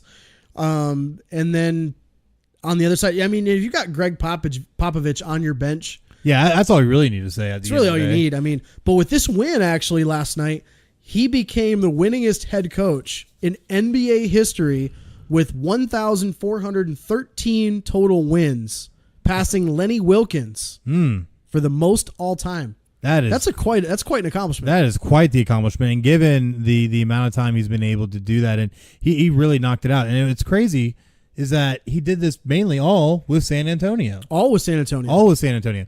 But he also got kind of lucky having guys like Tim Duncan and Ginobili and whatnot. So it's not necessarily lucky because Ginobili was a second round pick. Tony Parker was a second round pick. Yes, Tony Parker. That was the third one I was thinking. Yep, of. Tony Parker was a second round pick. Tim Duncan was a high draft pick, but I mean, even then, you brought him in. You had him and David Robinson for a couple years, and they won that title in '99, I believe it was. But I mean, came right in. But I mean, yeah, they've had a really good run over the last 20 years or so. Yeah, they really have, and no matter who they had over there on the court, you still have good old Pop on the side. So with great coaching, you're going to be able to have players of all different talent levels be able to play beyond what their abilities normally would allow them. Yeah, what really won the game for the Spurs here, DeMar DeRozan had a double-double, 18 points, 12 boards. They were hitting a lot of the mid-range jumpers that most players don't shoot nowadays. It's either dunks or in the paint or you're at the three-point line. Yeah. They did a lot of that, but the player of the game, in my opinion, was Derek White. So Derek White is a little-known player. He played at Colorado, kind of worked his way up through the college ranks. He played, I think, at an NAIA school, then went to D2, then went to D1. He played in 27 minutes this game, 16 points, 5 assists, 7 of 10 from the field, and he had 1 steal. But that 1 steal sealed the game with 6.9 to go as the Nuggets and Jamal Murray were trying to bring it up the court. He stripped him, got a foul, sank 2 free throws, game over. See, and that's awesome given how he played throughout the season because he only averaged about 10 points throughout the season, which, isn't great, but it isn't bad either. But he's being also a nice contributor. Yeah, I know, and you're looking at the stats at that, but think about this. How many rookies or second-year players post huge numbers? Not many. He was not even expected to be much more of a minor role player until DeJounte Murray went down with an injury in the preseason. So he's only averaging about 25 minutes a game this year to post those numbers that you said. But what I'm looking at when you're talking about his numbers, throughout the season, he shot almost 50% from the field. That in only 25 minutes, that shows you his shot IQ. He is good, taking good shots. And he's not squandering his opportunities. That's a Popovich guy right there. That is a Popovich guy. And that was what I was going to try and mention, is that he is a guy who I think could end up being a larger role player for the San Antonio team as soon as these playoffs. Just because now that you show this guy can go out here, be smart with the ball, be able to make smart moves as needed, like you mentioned with the steal, and be able to be a good contributor, he's a guy who could be possibly, especially under Popovich, a game changer for you. Yeah, he's going to be one of the next wave of players that overperforms for Popovich and just he gets the best out of the players that he has, and it's really going to be sad to see when Popovich does in fact ever retire. Oh yes. But they played a great game. They held the Nuggets to 6 of 28 from three. So that's 21%. Right. They did have all 5 starters in double digits, and Nikola Jokic had a triple double. Mm-hmm. He's I thought I saw he's the first player in like 10 or 15 years or something. Since 2006 to have a triple double in his playoff debut. The last person to do it, LeBron James. Hey, look how that works out. So I think this is going to be another really good matchup. It's going to go 6 games, maybe even 7. But I think Denver's inexperience, they have a lot of talent, but their inexperience might be their downfall here.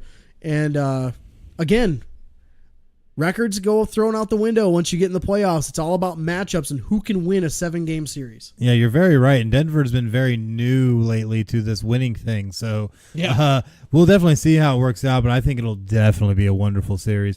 Definitely just got to keep watching. Game 2 will be Monday in Denver, so definitely make sure you catch that. But, man, these NBA playoffs sure are something. But what was those other playoffs? What were they? There was more basketball there, wasn't there? There was. Well, I think we missed it. It happened like right after we aired the show. Yeah, and I think what was it called? Oh, yeah, the NCAA tournament. We got down to our Final Four, and then our Final 2 had our championship game between Virginia and Texas Tech, which me and Craig had both picked Texas Tech, but wah, wah. It happens. Going from out in the first round to the NCAA tournament champs the next year, the Virginia Cavaliers go out and win in overtime, 85-77, to take home their very first NCAA men's basketball championship. Yeah, they were the first team to win their first championship since the Florida Gators did it in 2006. And the second team, this is a crazy stat that I saw.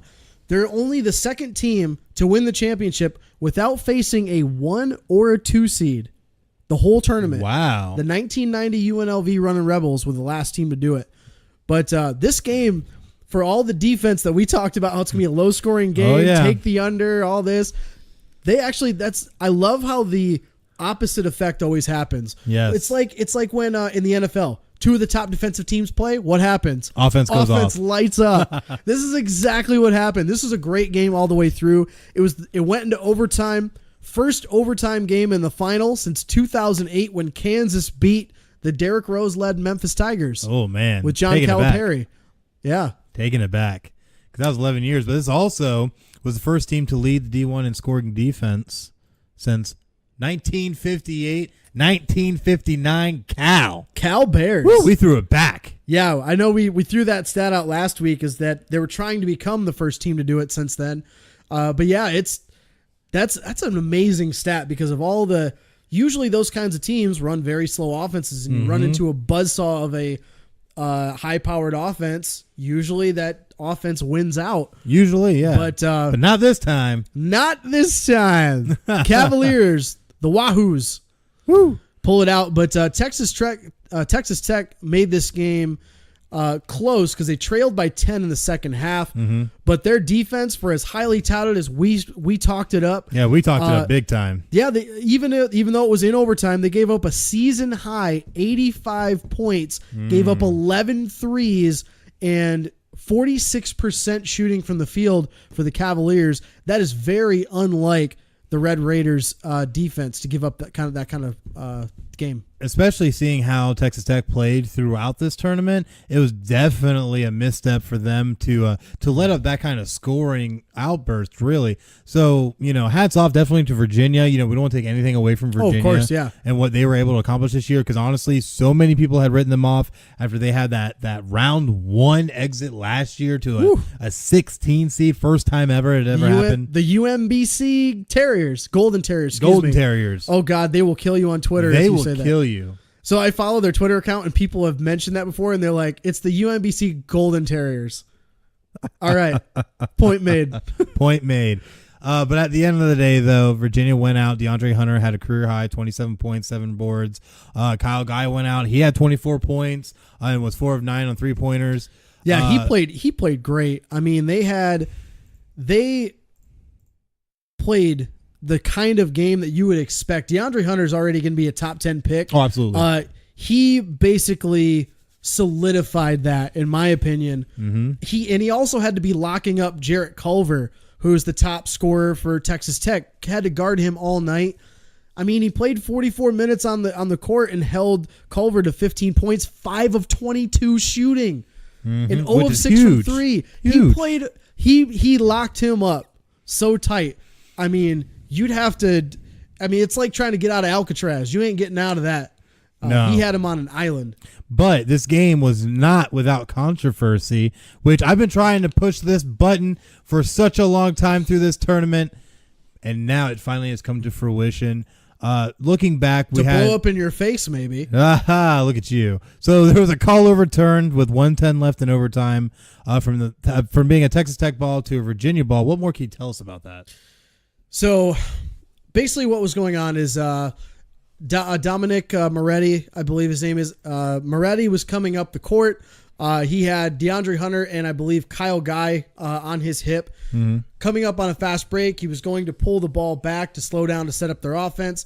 DeAndre Hunter pokes the ball out of his hand, and the call was Texas Tech ball. Because there was a minute left, roughly, they decided that they wanted to go look at it again just to make sure.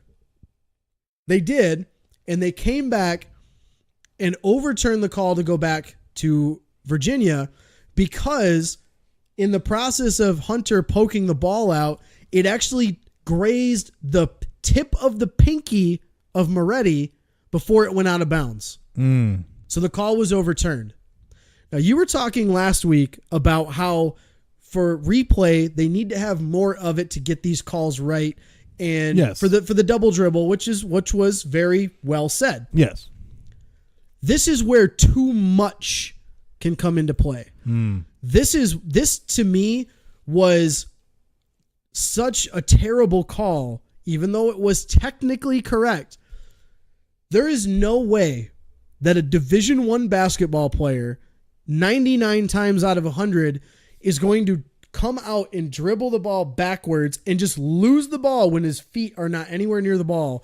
There's no way a guy is going to just lose the ball out of bounds like that without anytime that play happens, a defender pokes the ball out of an offensive player's hands, that ball always goes back to the offense because the intent is there that the defender poked it away. Yes. But because of one little micro frame that showed it touching his pinky, that killed all the momentum Texas Tech had.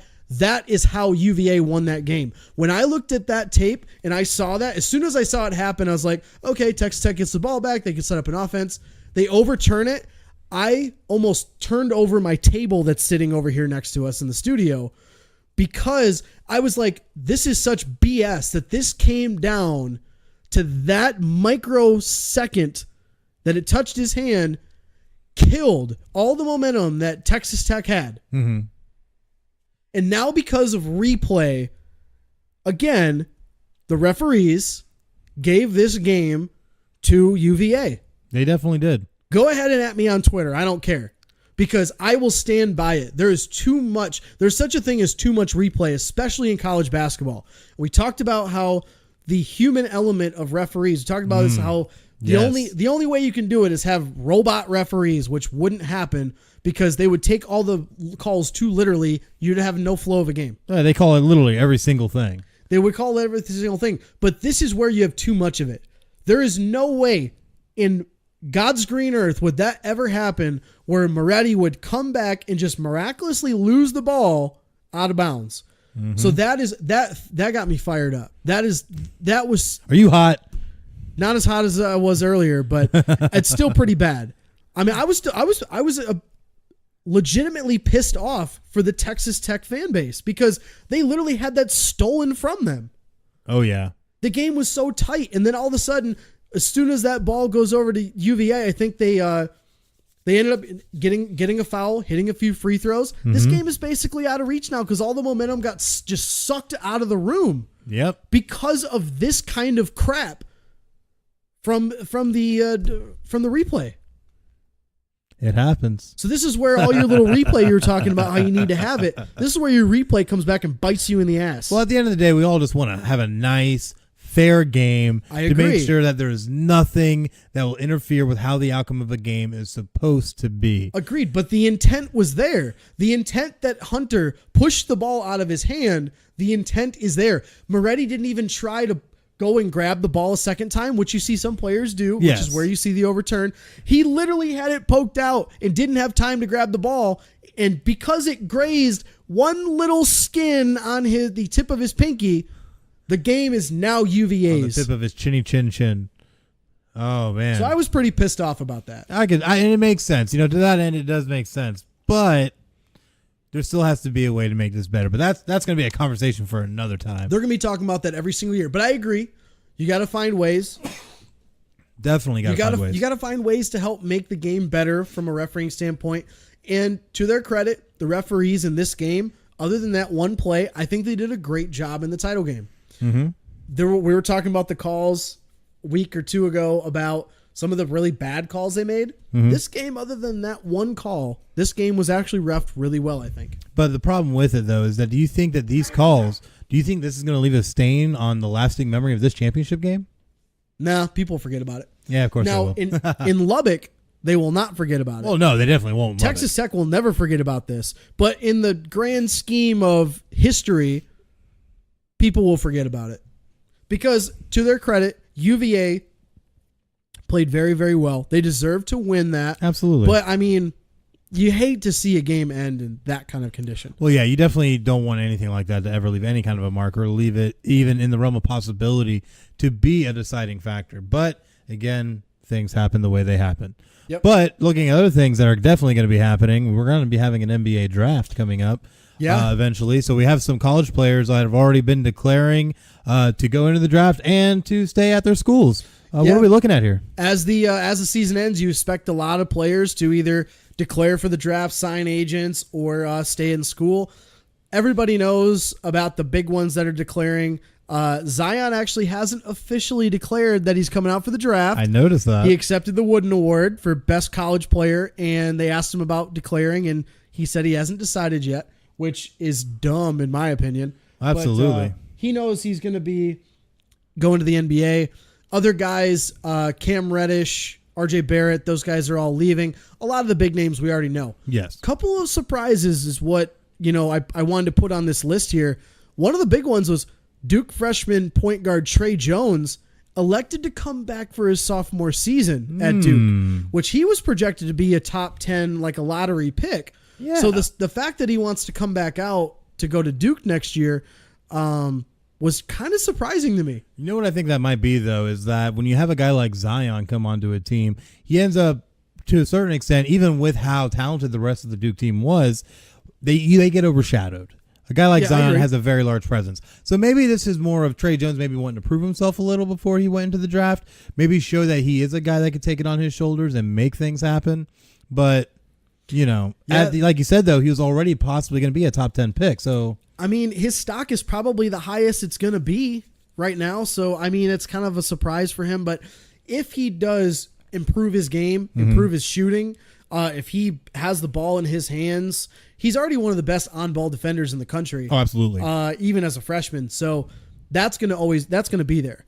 But barring injury, and if he can improve in the offseason, improve his jump shooting, just improve his shooting touch in general, and just have a somewhat similar season, the keys are his next year now. Yeah, it's his to lose. Yeah, the keys are going to be his. So now his draft stock is going to be all on his own shoulders. Yep. So definitely going to be make or break depending upon what he's able to pull off. But calling it now, he's going to end up getting himself into a top 3 pick come the next draft. I could see that. Definitely possible. He was already considered to be one of the top 5 this year, even with his 3 other teammates that were going to leave. Yeah, right. So, yeah, it'll be interesting. But hopefully he can continue to improve and stays healthy, and we'll have a another star for Duke to market around next year. Well, of course they will, and do everything that they can, just like all the great people that we have that does all the support they do for the Podcast City Network. So definitely make sure that you stay tuned with us when we come back. We'll be talking about the NHL playoffs, a little bit of NFL news, and can't forget the good old major leagues and a good old give or go. So definitely make sure that you stay tuned. But listen to our sponsors now. We'll be right back. The following support and sponsor Podcast City Network. City Limits Tap Room, sports bar in DeLand, Florida, has brew on tap, serve food, the grilled cheese is excellent. For upcoming events, check out City Limits Tap Room on Facebook.com/City Limits Tap Room. Atlantic Sounds has thousands of new and used vinyl records and CDs. If they don't have it, they can order it for you. Same location since 1982. For more updates on what's new, check out Atlantic Sounds on Facebook.com/Atlantic Sounds Vinyl. Sports Sanity Customs have worked with organizations from custom embroidering polo shirts to jerseys for your kids' baseball team. They do it all. Armed with state-of-the-art equipment and an in-house design team, they are equipped to take on your next project. Visit their website to learn more, sportsanitycustoms.com. Visit Sports Sanity Customs on Facebook.com/Sports Sanity Customs. 3Count Design offers a wide range of graphic design products, video, photography and other forms of media. Everything from t-shirt designs to websites. Visit Facebook.com/3Count Design for more. Demo Blast Studios, an explosion of imagination. Original artwork, podcasts, video, apparel and more. Visit DemoBlastStudios.com. Visit Demoblast Studios on Facebook.com/Demoblast Studios, the best family entertainment pro wrestling show in the state of Kentucky. Kentucky's Own Wrestling brings quality family vintage wrestling to a town near you. Kentucky's Own Wrestling offers a ladies division in wrestling and a training school. Kentucky's Own Wrestling is the current longest running Southern promotion. Visit Facebook.com/Somerset Kentucky's Own Wrestling. All supporters and sponsors are brought to you by Podcast City Network.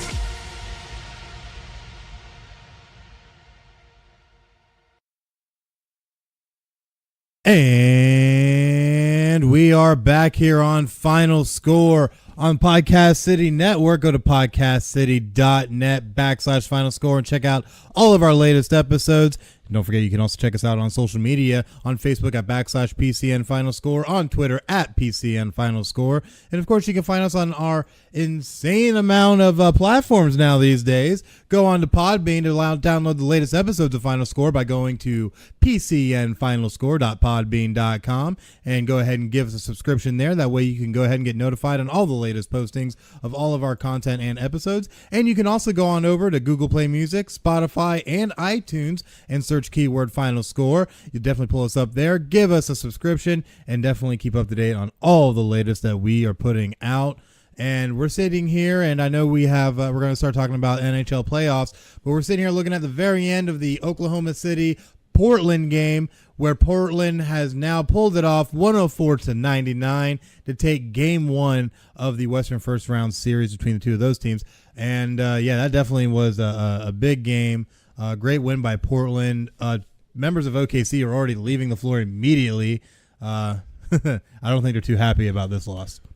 Well, I mean, that's what you kind of expect if you're Portland, is your first home game of the playoffs. You got to protect home court. And that's one of the big old adages of playoff sports, is it's not really much of a series until a team wins on the road.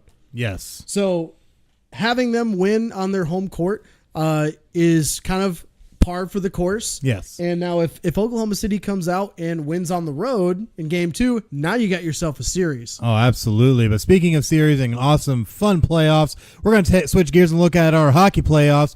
And I'm definitely going to have to take one right on the chin. And I'll take it right out the gate. I'm taking a Mike Tyson punch. I am taking a Mike Tyson punch. If you've ever seen The Hangover, that's me. So taking a right hook right to the face, like I just done stole your tiger. So at the end of the day, though, Tampa Bay Lightning versus Columbus Blue Jackets. I made the prediction last week that the Tampa Bay Lightning would not only sweep the first series, but would sweep the second series as well. Well, I am now eating my words, as the Tampa Bay Lightning have dropped not one, but two straight games to the Columbus Blue Jackets to fall behind 0-2 in this series to wild card number 2, the Columbus Blue Jackets. And I am just shocked. This high-scoring, best team of all time has completely let me down for all the claims I made last week and lost Game 1 4-3 in a close one, but then got practically blown out Game 2 5-1 to the Columbus Blue Jackets. What is happening to the Tampa Bay Lightning? I also want to point out, too, to our listeners that not only did you predict they would sweep the first 2 rounds, you didn't have them losing a single game until the finals against Calgary. Yes. So, yeah, you took a big L on that one. I took the biggest L on that one. But I will also throw myself under the bus here, too, because I did also predict that Tampa Bay would sweep this series 4-0. Yeah, definitely not the case. One of the big reasons why is Nikita Kucherov, who had led the league with 128 points. Silent. 0 in the first 2 games of this series. Yeah, he has not shown up at all in the playoffs. And sometimes we see this. We see guys who are just amazing scorers in any brand of sport and come out in the playoffs and it's a goose egg. Yeah, that always happens. But, I mean, that just goes to show you that you have to play these games throughout the playoffs. It's a clean slate once you get in. That's it doesn't true. matter. Just like you mentioned earlier, all these records and all that, all those stats don't matter once you get into playoffs. And an interesting thing about you bringing up Nikita Kucherov is that he is suspended for Game 3 following a controversial hit at the end of Game 2. So, man, dangerous. Lightning are even hurting even more now. Yeah, this was a dangerous hit. It was so he's never had any history of dirty play. No, he hasn't. But they were just frustrated after basically getting their asses kicked 5-1 in this game and going down 0-2 when they had all these high expectations. Mm-hmm. Basically, it was a nasty looking boarding check, and he had to sit in front of the Department of Safety on Saturday afternoon. They suspended him for 1 game, so he's going to be out for Game 3. That's a big loss for Tampa, who's trying to dig out of an 0-2 hole. And now they're going on the road into Columbus. Which, I mean, the fact that you lose both of your playoff home games in the first round is a big deal. But now you got to go on the road and win 2 more just to try to make the series even. Oh, I know, and that's insane. And they definitely have all the cards stacked against them. So if any of my predictions are going to be right, they need to start getting this ship righted and start winning some of these games. Yeah, so going back to last year in the Eastern Conference Final when they led the series 3-2 but lost to the Capitals ultimately, they have lost their last 4 playoff games. So they're not playing well when it comes to the postseason. But I mean, I think they still have enough firepower. They should win, I think, a close game tonight. It might be like a 4-3 like Game 1 or a 3-2 or something like that. But they need to pick it up. They really need to pick it up. Yeah, because they're hurting something bad right now. And if they don't get it righted, they're going to be looking down the barrel of probably one of the greatest upsets in a series to date, given the Tampa Bay Lightning, like we said last week, tied the wins record for a regular season, had blown everybody away with the amount of scoring, all the different stats, all the awesome accolades, and now you're getting beat by not even the first wild card, the second wild card team. The last team to make the playoffs. Yeah, and they're embarrassing you right now. That's really what they're doing. They're embarrassing the Tampa Bay Lightning. Yeah, and I mean, we're just kind of looking up and down the all the stats from their games, and it is just they're just simply getting outplayed right now. That's really all it boils down to. You can look at all the stats you want. You're getting your ass handed to you by an inferior team. You need to wake up. Yeah, you just need to wake up. Absolutely. And if they don't get it going, they're going to be going home a lot earlier than everybody thought. But looking down the rest of this list, we also have the Boston Bruins and the Toronto Maple Leafs been playing real hard against each other. don't really know which one's really going to take this. The series is currently tied 1-1. Toronto took game 1 4-1, and then Boston took game 2 4-1. So it feels like we kind of have a night and day look right now to both of these teams. Game 3 will be on Monday in Toronto, but it's definitely going to be interesting to see which team shows up for both teams in game 3. I think each team steals another one on the road, so I think it'll be 2-2. But once you get to game 5 in Boston, and I think Boston, that's where they win a game 5. I think it goes to 7 games, and Boston has to win it at home in game 7. Absolutely, and Boston, once they get home, should be able to have some more advantage, but it really just depends on which Toronto team shows up, because it seems like Toronto lately, anytime they touch playoffs, you never really know where you're going to get with them. So definitely going to be an interesting and exciting series. Just got to see how this one will play out. Yeah, Tuukka Rask he did really well in game 2, stopped 30 shots. Had basically a 97% save percentage. So that's really where a lot of this is going to come into play. I mean, these two teams. I forget the guy that. Nazem Kadri went to the locker room after he got a game misconduct for cross-checking a guy in the face into the boards. But he's had a bit of a history with these two teams. As far as dirty play is concerned. So, right. I mean, if Boston comes out and plays the way that they like to play their game, if they play it their way, Tuukka Rask plays the way that we all expect him to play, they should take the series, but it's going to be a tough series for them to win. Definitely is going to be a tough series no matter how you look at it, but we'll definitely see how that one shakes out. But looking at another series with our defending Stanley Cup champion, Washington Capitals, taking on the Carolina Hurricanes. The Capitals already have a 2-0 lead in this series. Washington took game 1 4-2 and then needed overtime to put away the Hurricanes 4-3 in game 2. But game 3 will be on Monday in Carolina. Definitely going to be interesting to see which Carolina team will show up, if they're just going to get shellacked again like game 1, or if they really make it interesting like they did in game 2. Time will tell once we hit Monday. It's not necessarily got shellacked in game 1. I mean, the score 4-2, 2 goals isn't really that big of a differential. No, but I mean, they're playing hard. They're keeping the game decently within respectable reason. But I think Carolina wins one of the 2 games at home, and then they basically lose. They're going to probably lose in 5.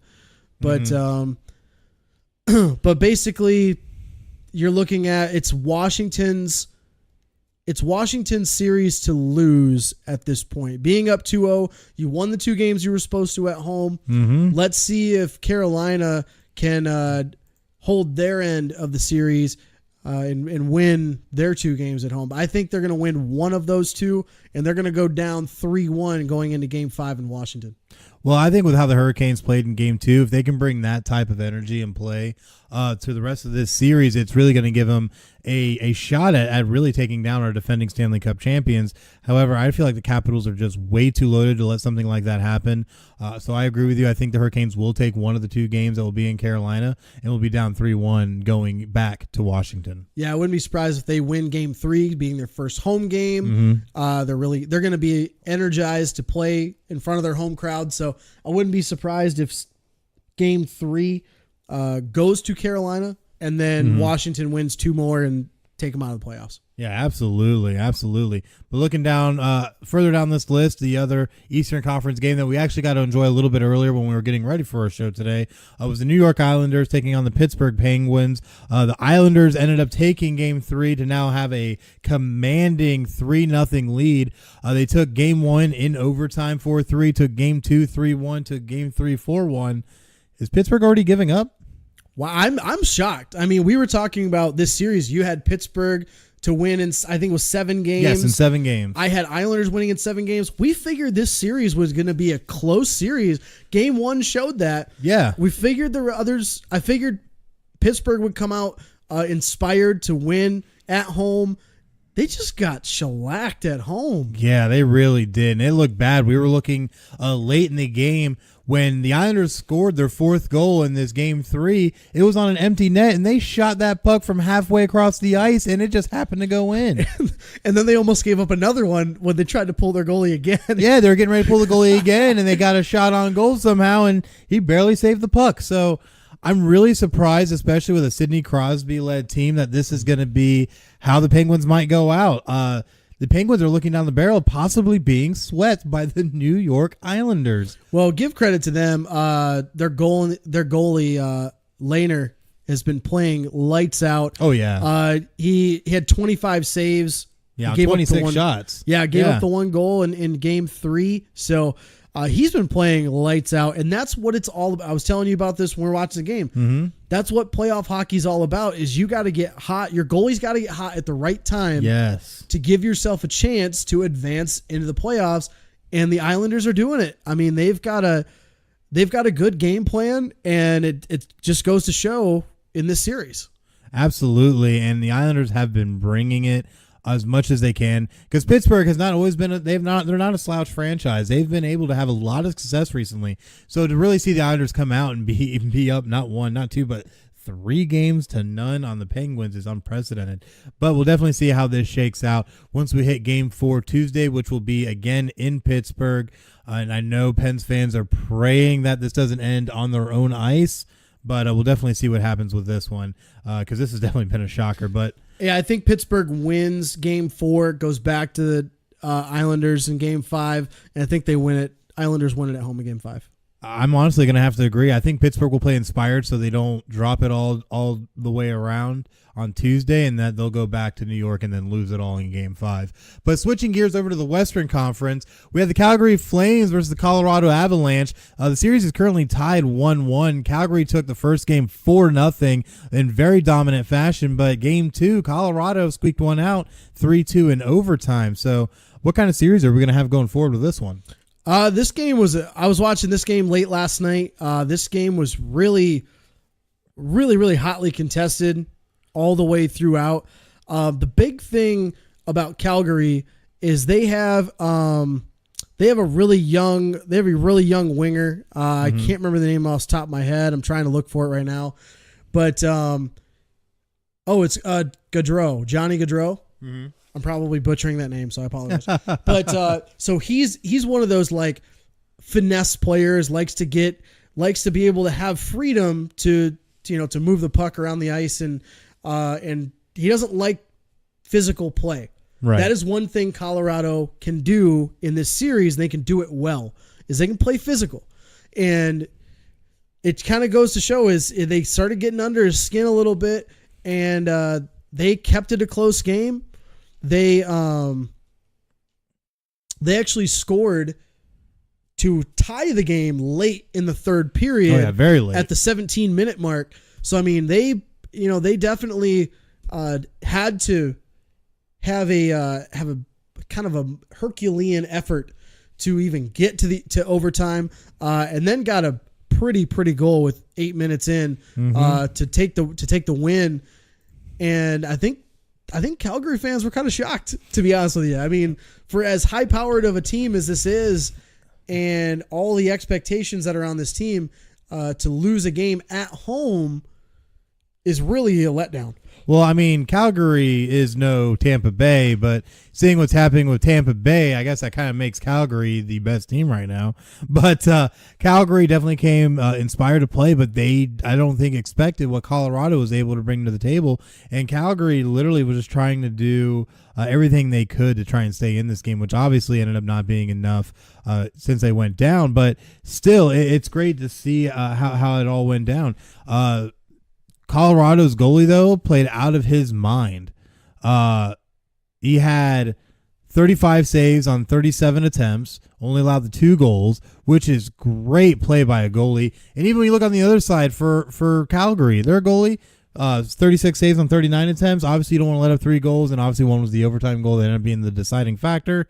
But still, great goalie play all the way around. And I don't know. I think it's really going to come down to goalie play the rest of the series. Who can really stop these shots? Because as you can see, having to have 37, 39 shots on goal, these teams are taking shots. and they're taking them often. So I think it's really going to come down to goalie play to decide who's going to end up winning this series. Yeah, I think Calgary's got a little bit more firepower though, so they'll definitely be able to score those goals.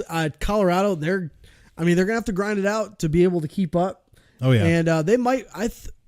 Based on these first two games, it's kind of tough and to kind of predict how this is gonna go. But I think Calgary comes out and wins. They steal another game. This might be a 2-2 series going back to Game 5 in Calgary. It definitely could, but even if it ends up being a 2-2, I think that would be a good scenario for Calgary, just because Calgary, I think, will be able to capitalize, especially going home, and be able to put the series away to move on to the next round. But before we can do that, we definitely got to look at some of these other games, including the San Jose Sharks and the Vegas Golden Knights, who we predicted this was going to be probably one of the most exciting series. Is currently tied 1-1. San Jose took game 1 5-2. Vegas took game 2 5-3. And we're awaiting game 3, which will be tonight in Las Vegas. Man, this has been a pretty interesting series so far. Yeah, as I predicted, it was going to be probably the most exciting playoff series that you're going to see in the first round. And just again, as expected, a lot of goals are going to be scored in this matchup. So if you like goal scoring, you want to be watching this series. Marc-Andre Fleury had 34 saves in their last win. He picked up his 76th career playoff win. It's the most of any active goaltender. So he's got a lot of playoff experience, and I think that's going to be a big key for Vegas to potentially take this series. But I'm really excited to see the game tonight. It's going to be a lot of fun. Well, going into this game tonight, there's definitely going to be a little bit of added firepower for Vegas, because I don't know if you saw this one, but the Vegas Golden Knights signed Continental Hockey League leading scorer Nikita Gusev to a one-year entry-level contract on Sunday. And the Moscow native, he scored a league-high 82 points for his SKA St. Petersburg this season, and which was eliminated in the conference finals, though, of the Gagarin Cup playoffs last week. But it made him available to be able to come over and sign a contract and be able to play in these playoffs starting now. And let's not to mention, this guy was the KHL's MVP in 2018. That's huge. I mean, that's a huge pickup. I actually did not know that, but that's awesome for Vegas. They have a lot of really good players in KHL. I know Pavel Datsyuk plays over there right now, ex Red Wing. A lot of guys that are from Russia end up playing back over there or start there, come over to the NHL. But yeah, that's a big pickup for them. If he's their league MVP this past year, it's gonna be a big pickup for them. Yeah, definitely a big pickup, and he's only 26 years old, so he is definitely young, has the energy, and definitely could be what they need to help them get over the top. And like I said, he's eligible to play right now. So I would expect to see him at some point in tonight's game. And just an interesting side note, Vegas acquired Gusev's rights from the Tampa Bay Lightning during the 2017 expansion draft. So I bet you Tampa might be kicking themselves a little bit on that one. Not much you can do on an expansion draft, though. No, not much you can do with that. You can only protect so many players. And even though he probably was going to be a guy that would come over the next year, for Tampa, but yeah, you can't protect everybody in those kinds of drafts. No, you definitely can, but I know Vegas is definitely going to try and utilize that to the best of their ability going forward to try and literally vanquish San Jose Sharks and make it to the next round of playoffs. But we also have to take a look at the Nashville Predators taking on the wild card Dallas Stars. Got a little southern there in that twang. Where the series is currently tied 1-1. Dallas took game 1 3-2. Nashville took game 2 2-1 in overtime. So this one definitely will figure to be an exciting series going forward. Yeah, this is another great series. Looking down we keep saying that this is a great series, that's a great series. I love playoff hockey, and it is all the matchups are great television. There's only a couple that you're expecting to be, maybe a little lopsided, like a Tampa should be, but just goes to show you got to go ahead and play the games. But that's why they play them. Yeah, this is another big matchup, a pivotal game 3, because now Nashville lost their home ice advantage, losing the first game of that series to Dallas. So now they're going to go back to Dallas for game 3, and that's going to be they're going to have a fired up crowd. They've always had a a good fan base there, and this will be a great game 3. We'll see what happens out of here.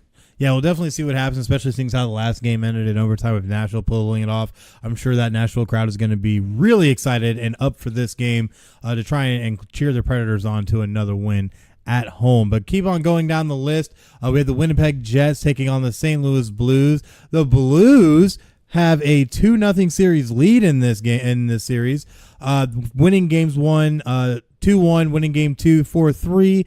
So St. Louis definitely has come ready to play, and they'll take on Winnipeg in St. Louis tonight for game 3. I was shocked. I'm shocked as I was well. completely shocked because I watched a little bit of game 1, didn't have a chance to watch game 2, but Winnipeg has positioned themselves to be winning right now the last few years, and they've been having a lot of high expectations the last few years. But, going down 0-2 to one of the other wild card teams I'm sorry, not a wild card team. They were third in the Central Division. Yes. St. Louis was third. Yeah, I want to correct myself there.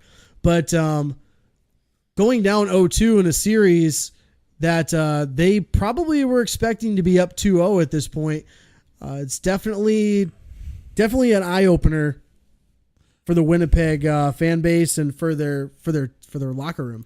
I really feel like going into this, maybe Winnipeg was kind of underestimating what St. Louis brought to the table, because St. Louis really wasn't that bad of a team. They just had a lot of crazy things happen throughout their season, but still were able to get to a 45-win season, still were able to achieve 99 points to make playoffs. So you can never discount a team like that. So I think Winnipeg kind of came out, got busted in the chops, and now kind of realized, man, we have a series on our hands. And they're definitely going to find out more about that come to tonight when they have to travel on the road now to St. Louis.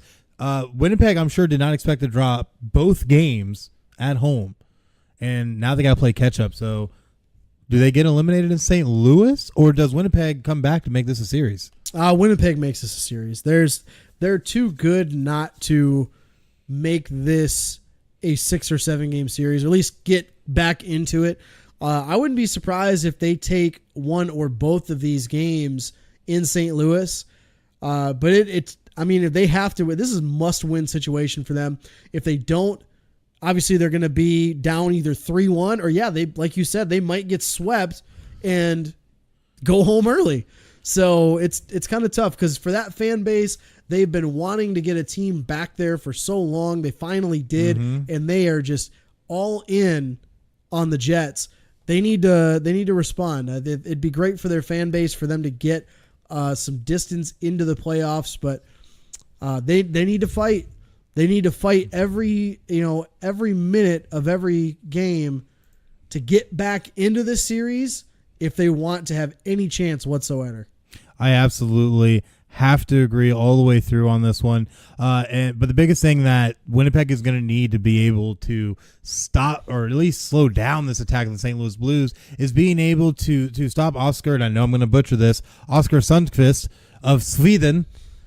I know. I'm waiting to hear it on Twitter. They're going to need to be able to stop Oscar to make sure that he doesn't keep going off. He had 2 goals in this last game and has been pretty lights out for most of his career, and he plays great in playoffs. So it's just, you can't let guys like this keep scoring on you.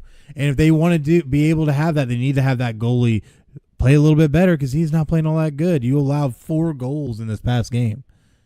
4 goals. Yeah, you're not going to win many playoff games that way. No, usually that ends up grounds for you being pulled the next game and being replaced by another goalie. So definitely going to be interested to see how this one plays out tonight.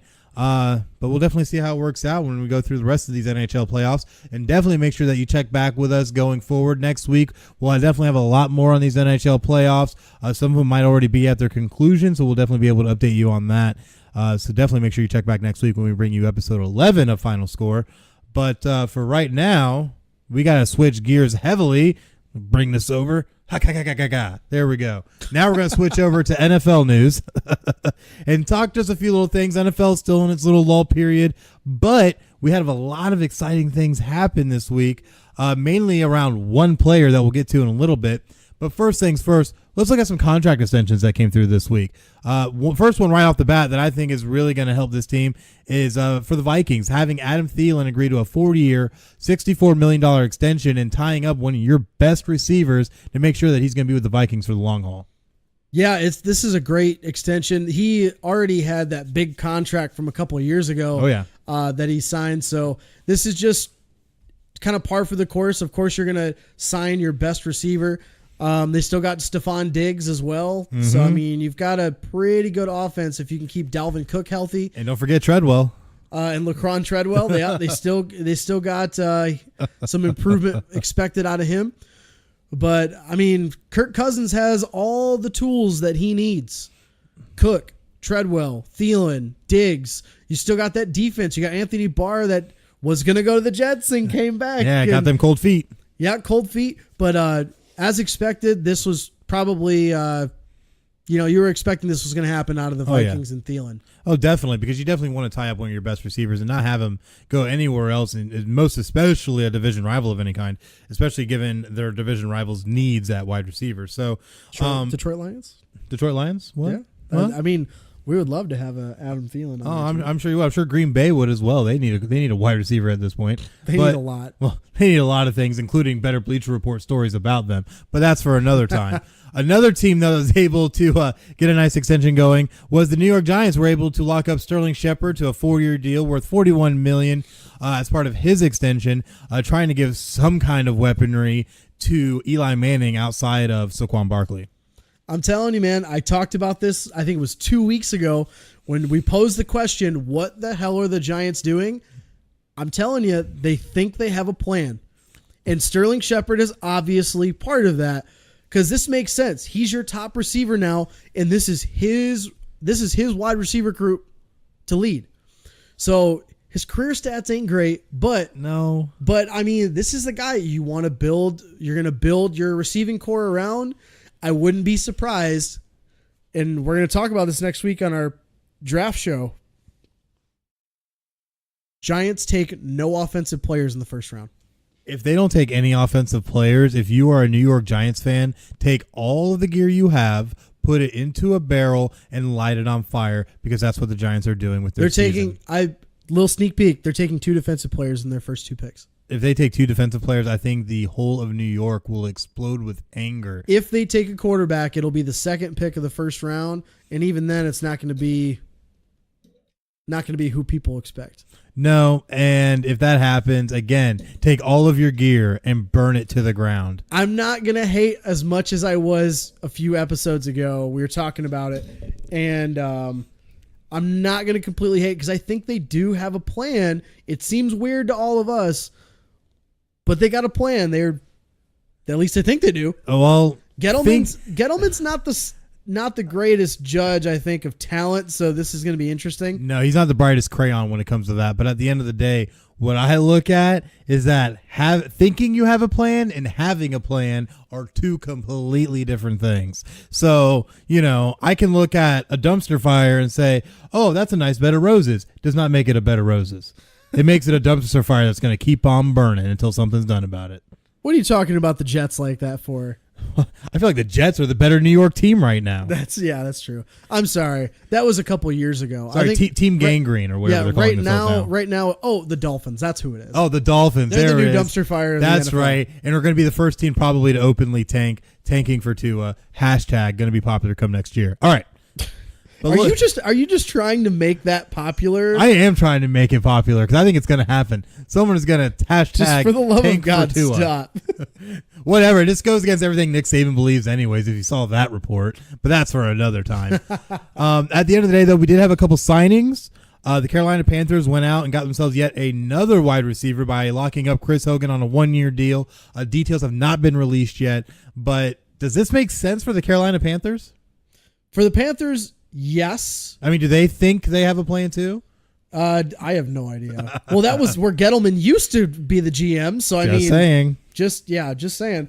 There's not a whole lot of activity this week in the NFL. There's a lot of like minor signings, but these are 2 highlighted ones we wanted to cover.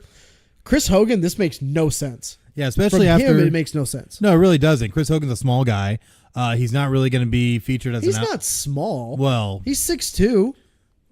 Okay, let's look at the other wide receivers in the league and see how those all stack up.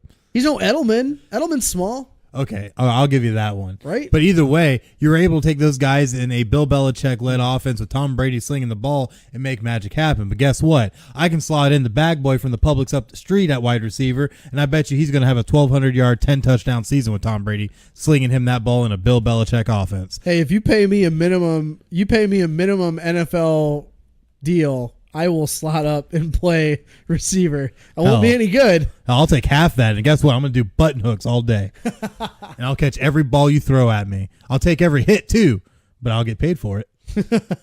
But yeah, this doesn't make sense if you're, to my opinion, for Chris Hogan. You're going into a crowded receiver room in Carolina, but there's no like definitive number one, so I guess maybe that's the draw.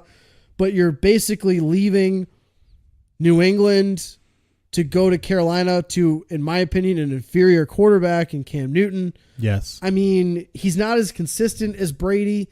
I don't know. Maybe he knows something we don't. Well, nobody's Tom Brady. Let's just put it out there. Not everybody can take all 12 of the TV. So at the end of the day, Cam Newton is not going to be the Tom Brady. No quarterback is going to be Tom Brady. Closest you're going to get to. The whole NFL's been taking all 12 of the TV for the last 20 years. Exactly. Look at the infinity gauntlet that Tom Brady has sitting in his office right now. It isn't there for no reason. So at the end of the day, though, Chris Hogan going to the Panthers does not make sense. He might be a good slot guy, but really looking at everything that they have, Chris Hogan, I think, is going to end up being the odd guy out, really.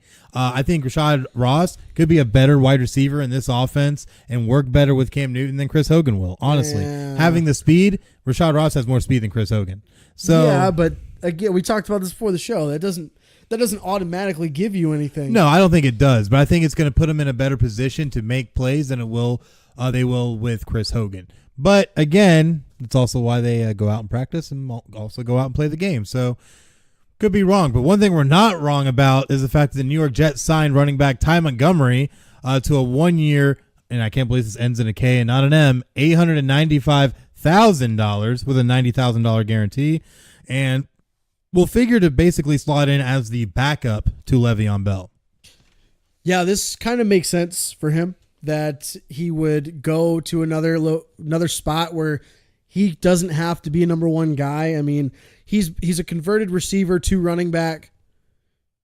It makes sense that he's going to go somewhere where they're going to use him in different areas. I wouldn't be surprised if they put him in the slot and run him on the field with Le'Veon Bell. Oh, absolutely. And then use him in spelling Bell. But yeah, I think he's going to be another tool for Sam Darnold to use to hopefully have a much more improved offense this year. Well, you think about it, if they end up putting Ty Montgomery in the slot, you got Le'Veon Bell in the back. I can see a lot of triple option possibilities out of this, a lot of end-around possibilities, a lot of play-action end-around possibilities, a lot that they can do with this with having a guy like Ty Montgomery in their offense with a guy also like Le'Veon Bell. So this really, I think, will help not only Le'Veon Bell but Ty Montgomery because he's going to be able to be featured in a way that I don't think he really has been able to until this point. Yeah, well, and part of the reason why you're talking about like end arounds, all kind of stuff, he started as a receiver, but converted to running back because, he's fast, but he's not that big.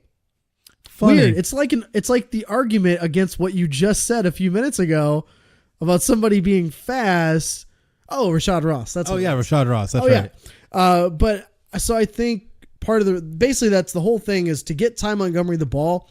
You got to use a lot of those plays that you were talking about. You got to get him into bubble screens and do some screens and draws and get him into open space to let him go to work. And having him in the same backfield as Le'Veon Bell, to your point, is only going to help him and ultimately help the Jets to be maybe the best team in New York this year. Oh, I don't think that's a far fetch. So anybody thinking it is, I'm sorry. I don't know what you're watching these days. But honestly, I do think Team Gangrene will be the best team in New York because of moves like this. It seems like the Jets have kind of done a complete 180 from what they were doing. When you're looking last year, it's like, they drafted a quarterback. Good for them. And that was about the extent of it because that quarterback went out on his first play in the season and threw a pick six to who? Your Detroit Lions. So and then turned right around and had a hell of a game and crushed us, but Yeah, but we'll ignore all that. So at the end of the day, though, I think the Jets might have something going here. So we'll definitely see how this ends up working out going into OTAs and training camp and preseason.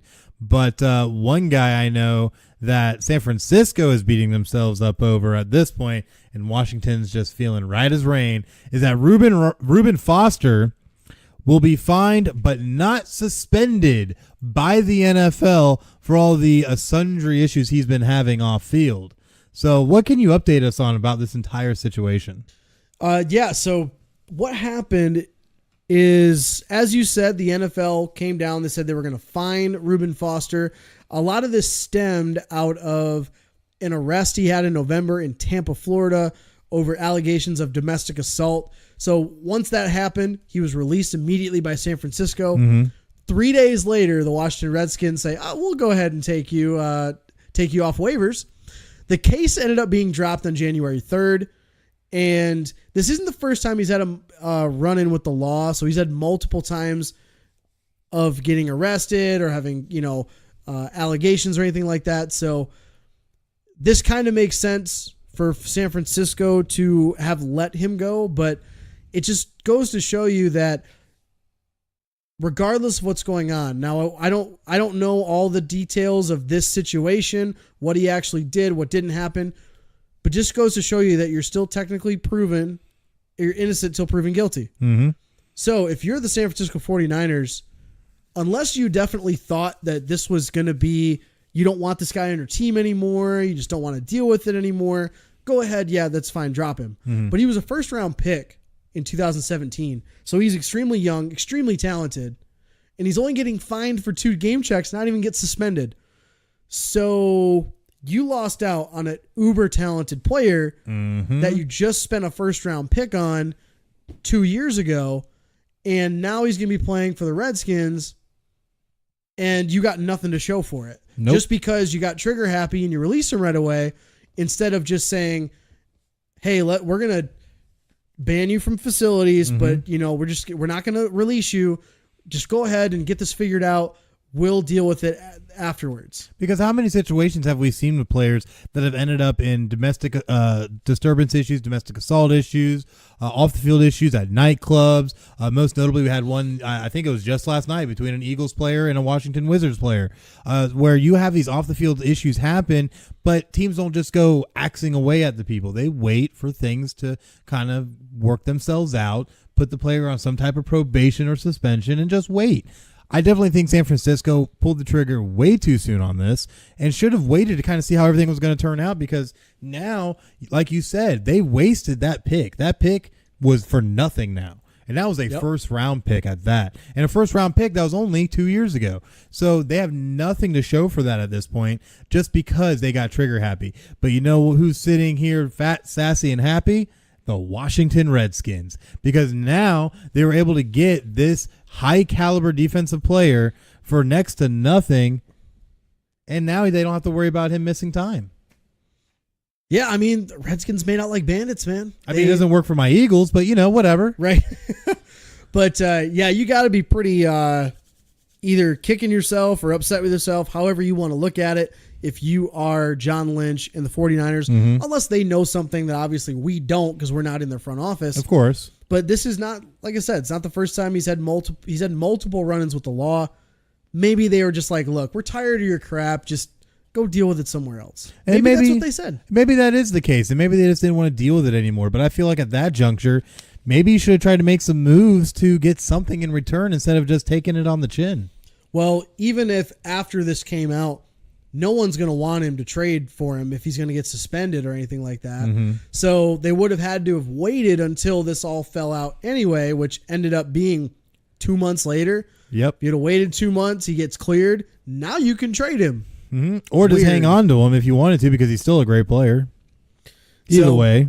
Yeah, I mean, Redskins just made out really well, and San Francisco, they're going to be trying to get another pass rusher in this year's draft. Well, lucky for them, there are plenty of pass rushers to choose from in this one, so we'll definitely see how that works out. But shifting gears to some awesome early action in Major League Baseball. We're sitting here currently watching a little bit of the St. Louis Cardinals and Cincinnati Reds. Been a pretty exciting little game going on, but man, there's been a lot of stuff going on, including best of the week, and I can't believe you're going to say these words because of who it happened against, but say your words. Yes! Chris Davis! You did it!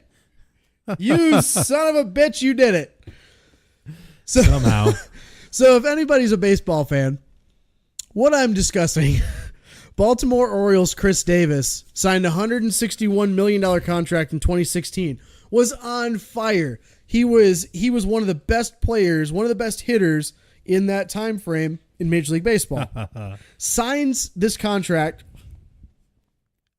and going into last season, he had a bit of a hitting slump. A bit? A little bit. Going into this year, he was hitless, and I think it was 54? 40. No, that was coming into the season. Oh, coming into the season. It was like 54. 40 some games, 44, I think. 40 somewhere around the 40 range.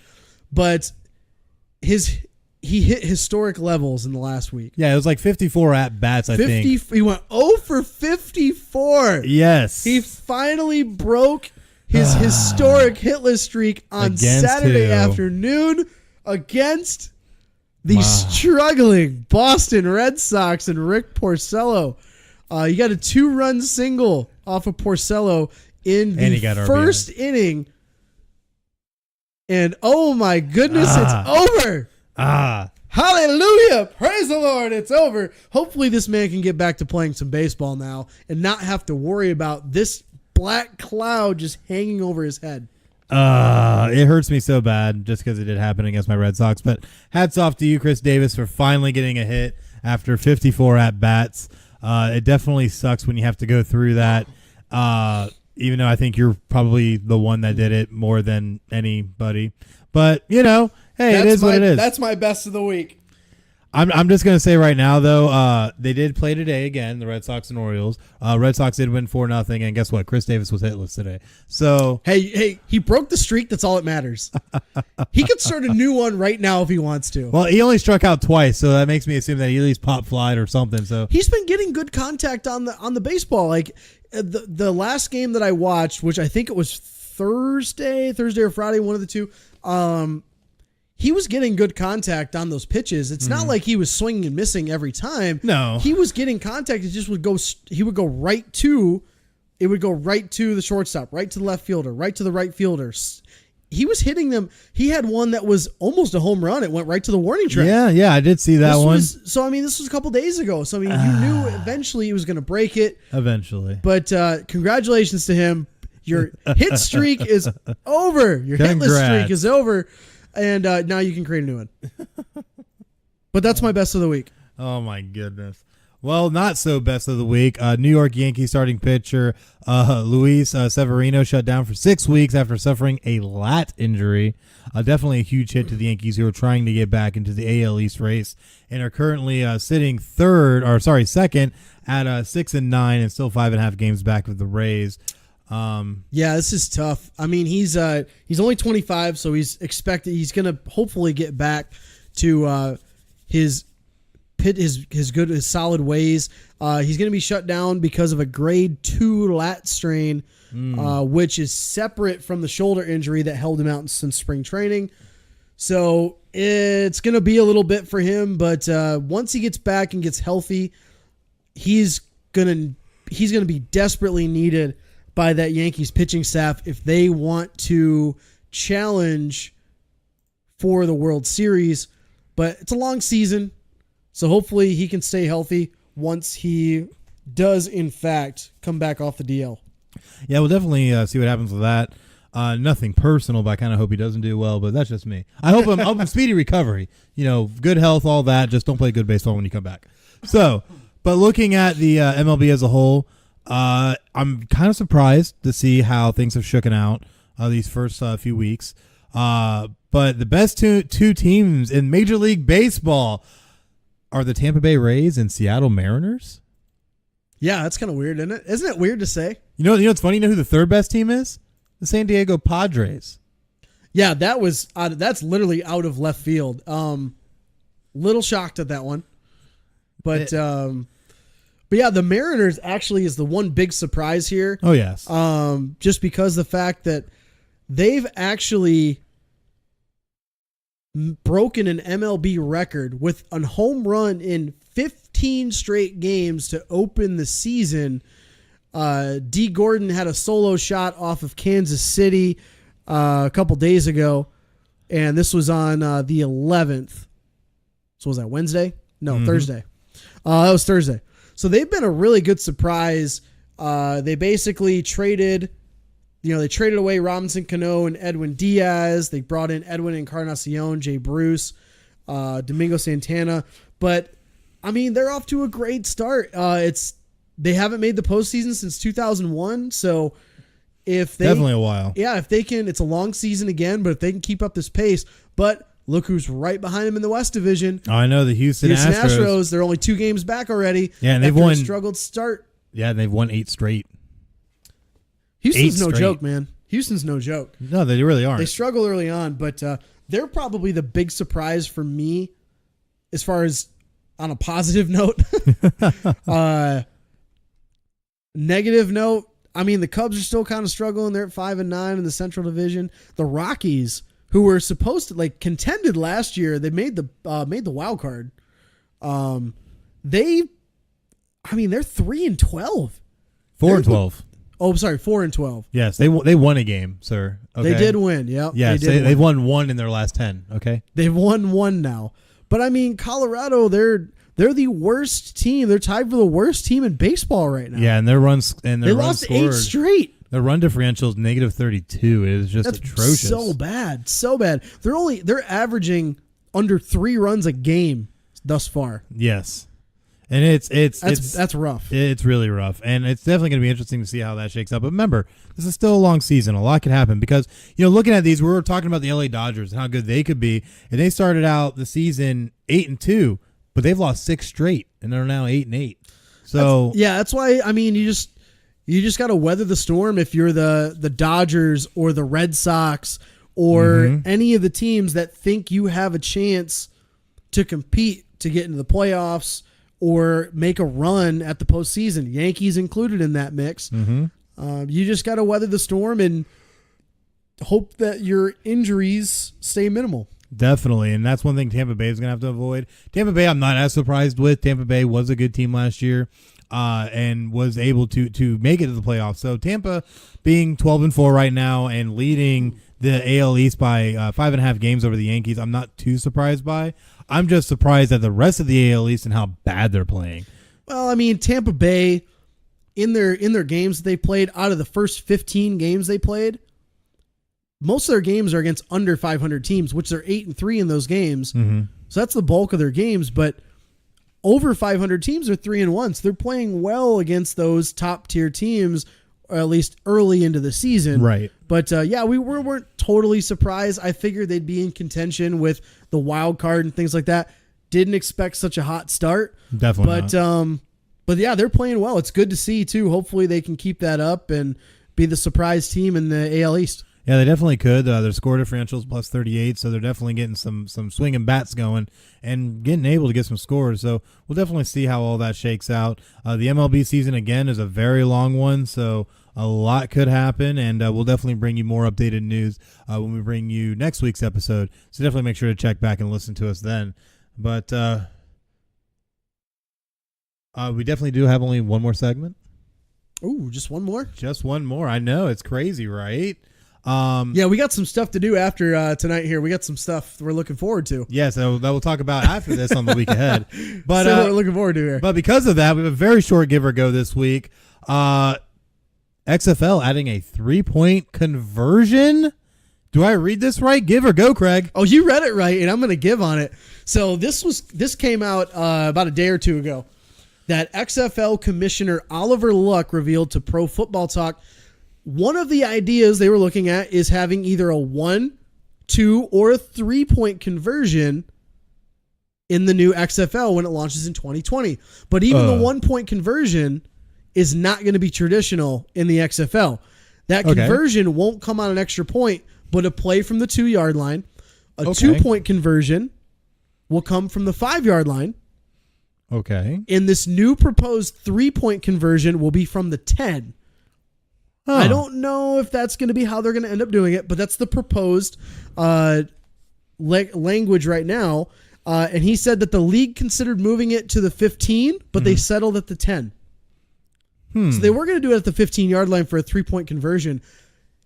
So I know this is usually here's my opinion, and we move on to the next one. Yeah. I want to get your thoughts on this because this is intriguing to me. This is very intriguing. And that's the thing I look at is that when we saw what the AAF did with their extra point system, having no extra point, you had to go for 2. And then, of course, their own kickoff, their onside kick variation was interesting enough as well. So for the XFL to try and throw out innovative ideas, and considering what they were able to innovate way back in 2001, that the NFL actually adopted in certain aspects. Players mic'd up constantly. The overhead camera. The overhead camera. Yes. Hopefully they don't bring back the coin toss that they had. Oh, yes, that. or how they did their kickoffs. In the very first game of the season, we had an injury. A player got injured on the coin toss. Yeah, I don't know how you get injured on the coin toss, but ask the XFL and they'll show you how. It's a scrum for the kickoff. That's all it is. Oh my God. But the big thing, though, is that this is very intriguing. We know Vince McMahon is trying to take a much more realistic and serious approach to this disambiguation of the XFL. So to have a 3-point conversion, I find that very, very intriguing. The only downside I see is that, you do see that could be a 9-point swing. It could be very, very exciting, but from what we've seen in the AAF, what we've seen in the XFL, are you kind of devaluing kickers at this point? Well, I think that's just it's a nature of the evolution of the game, if you ask me that. Because I think it's going to happen no matter what, because you want to try to eliminate injuries and concussions as much as possible. Well, definitely. So I wouldn't be surprised if the XFL ends up taking the AAF approach with kickoffs and onside kicks if they haven't already established that. Right. I wouldn't be surprised if they do it and that ends up getting into the NFL. But I give them credit for being creative. I mean, they did it in 2001. They're doing it now. I give them 10 points. 10 points for Gryffindor in creativity. All right, moving on. Last one. Dana White. According to Dana White, the Daniel Cormier, Brock Lesnar fight, quote, isn't even in the works. Give her a go. Oh, I'm definitely going to give on this one. Given how I've seen Lesnar's career go recently, I find this very interesting just because of how everything with the WWE and Brock Lesnar worked out recently. When Brock Lesnar re-signed his deal with WWE a little over a year ago, it was with the intention that he was going to step away after Mania for a UFC fight. Now we are sitting here after WrestleMania 35. Lesnar lost the title in the hot opener, which really wasn't that hot, of WrestleMania. And the whole angle of that match and why it was so early was literally on the premise that, quote, Brock Lesnar needed to fly to Las Vegas to talk about more important matters, end quote. Now, with that automatically gives the idea that this is talks with UFC, trying to get a fight nailed down. Now, there's already a lot of speculation that Brock Lesnar was going to have a fight possibly with John Jones, given that Brock Lesnar had recently shown up to a UFC event and ended up in a face-off in the middle of the octagon after John Jones won his fight. So that has been the expectation.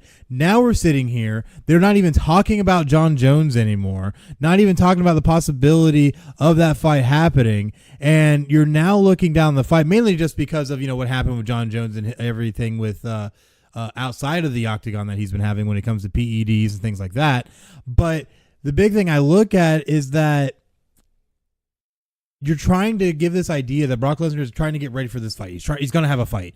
He's going to have a fight in UFC. And you have the owner of UFC, the UFC president, Dana White, come out and said, we're not even looking at that right now. Like, we're not even doing that. It's right now suspected that Daniel Cormier is going to face former UFC heavyweight champion Stipe Miocic. So where does that leave Brock Lesnar? What is Brock Lesnar running away from WWE for? Are you just trying to negotiate something and get that fight in before the contract ends and you don't get that? Are you trying to use it as an out to make sure UFC follows through on their end? Like, what is going on? Because at the end of the day, what you're going to see happen is that Brock Lesnar is going to want to get paid, so he's going to end up revolving all the way back around to coming to WWE because Vince McMahon is more than willing to throw millions at Brock Lesnar to be a part-timer in WWE. It's a lot of jockeying, I think, at this point for Lesnar because he wants to try to get the best of both worlds, which I can't really blame him for that. Well, no. But, I mean, yeah, to your point, I mean, they're not even talking about a fight with him, so I think part of the reason was, from a WrestleMania standpoint, they knew it wasn't going to be a good match anyway. Yeah. So why not just have him do the first fight, make an excuse that he's got to go to Vegas and do this UFC thing, and that way he can just drop the belt real quick and you can celebrate Seth Rollins, who should have been the champion all along. But again, that's just a different story.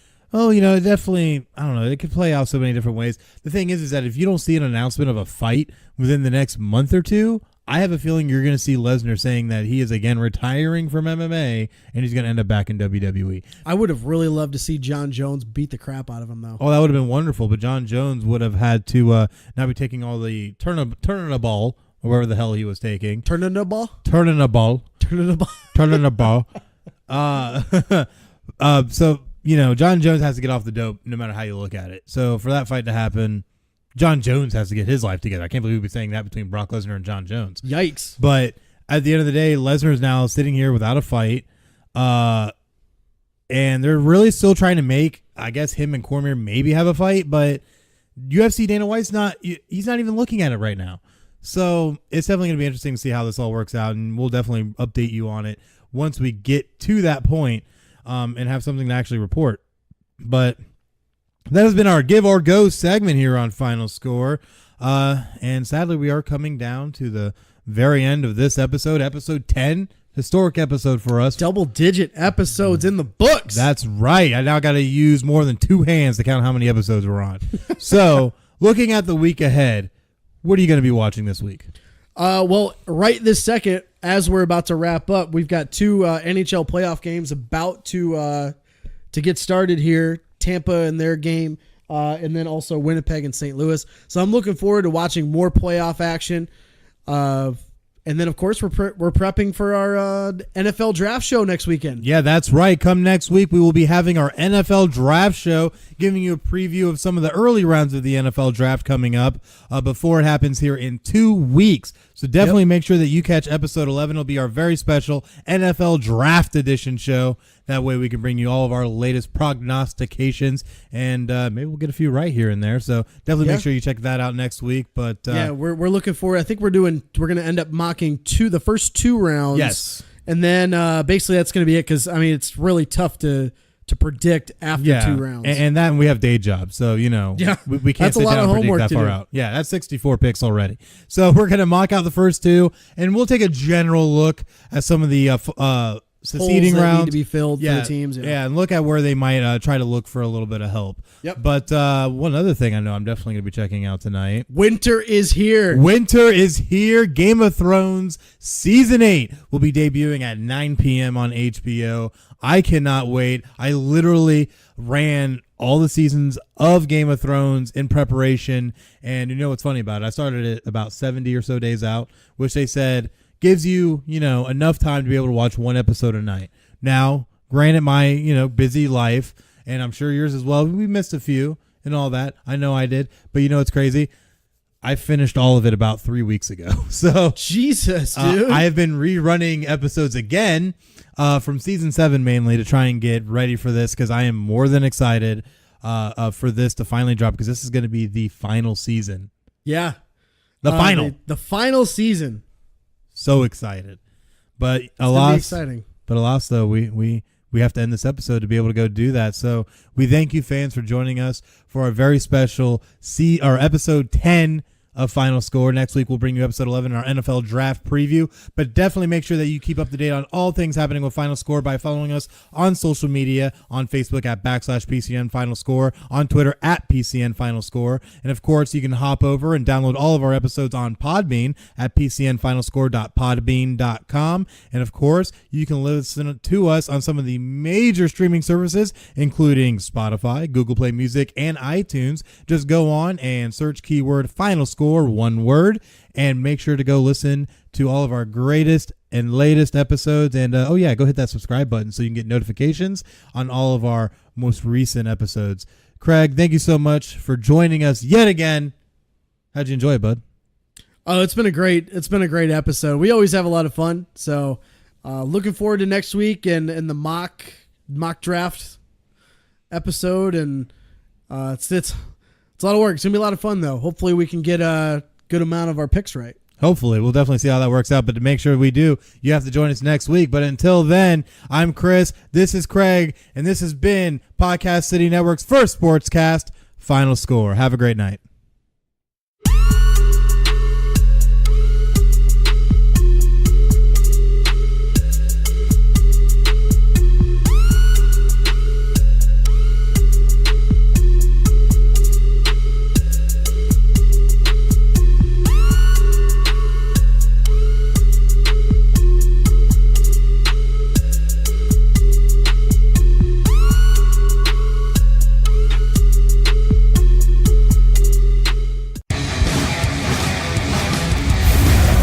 Podcast City Network.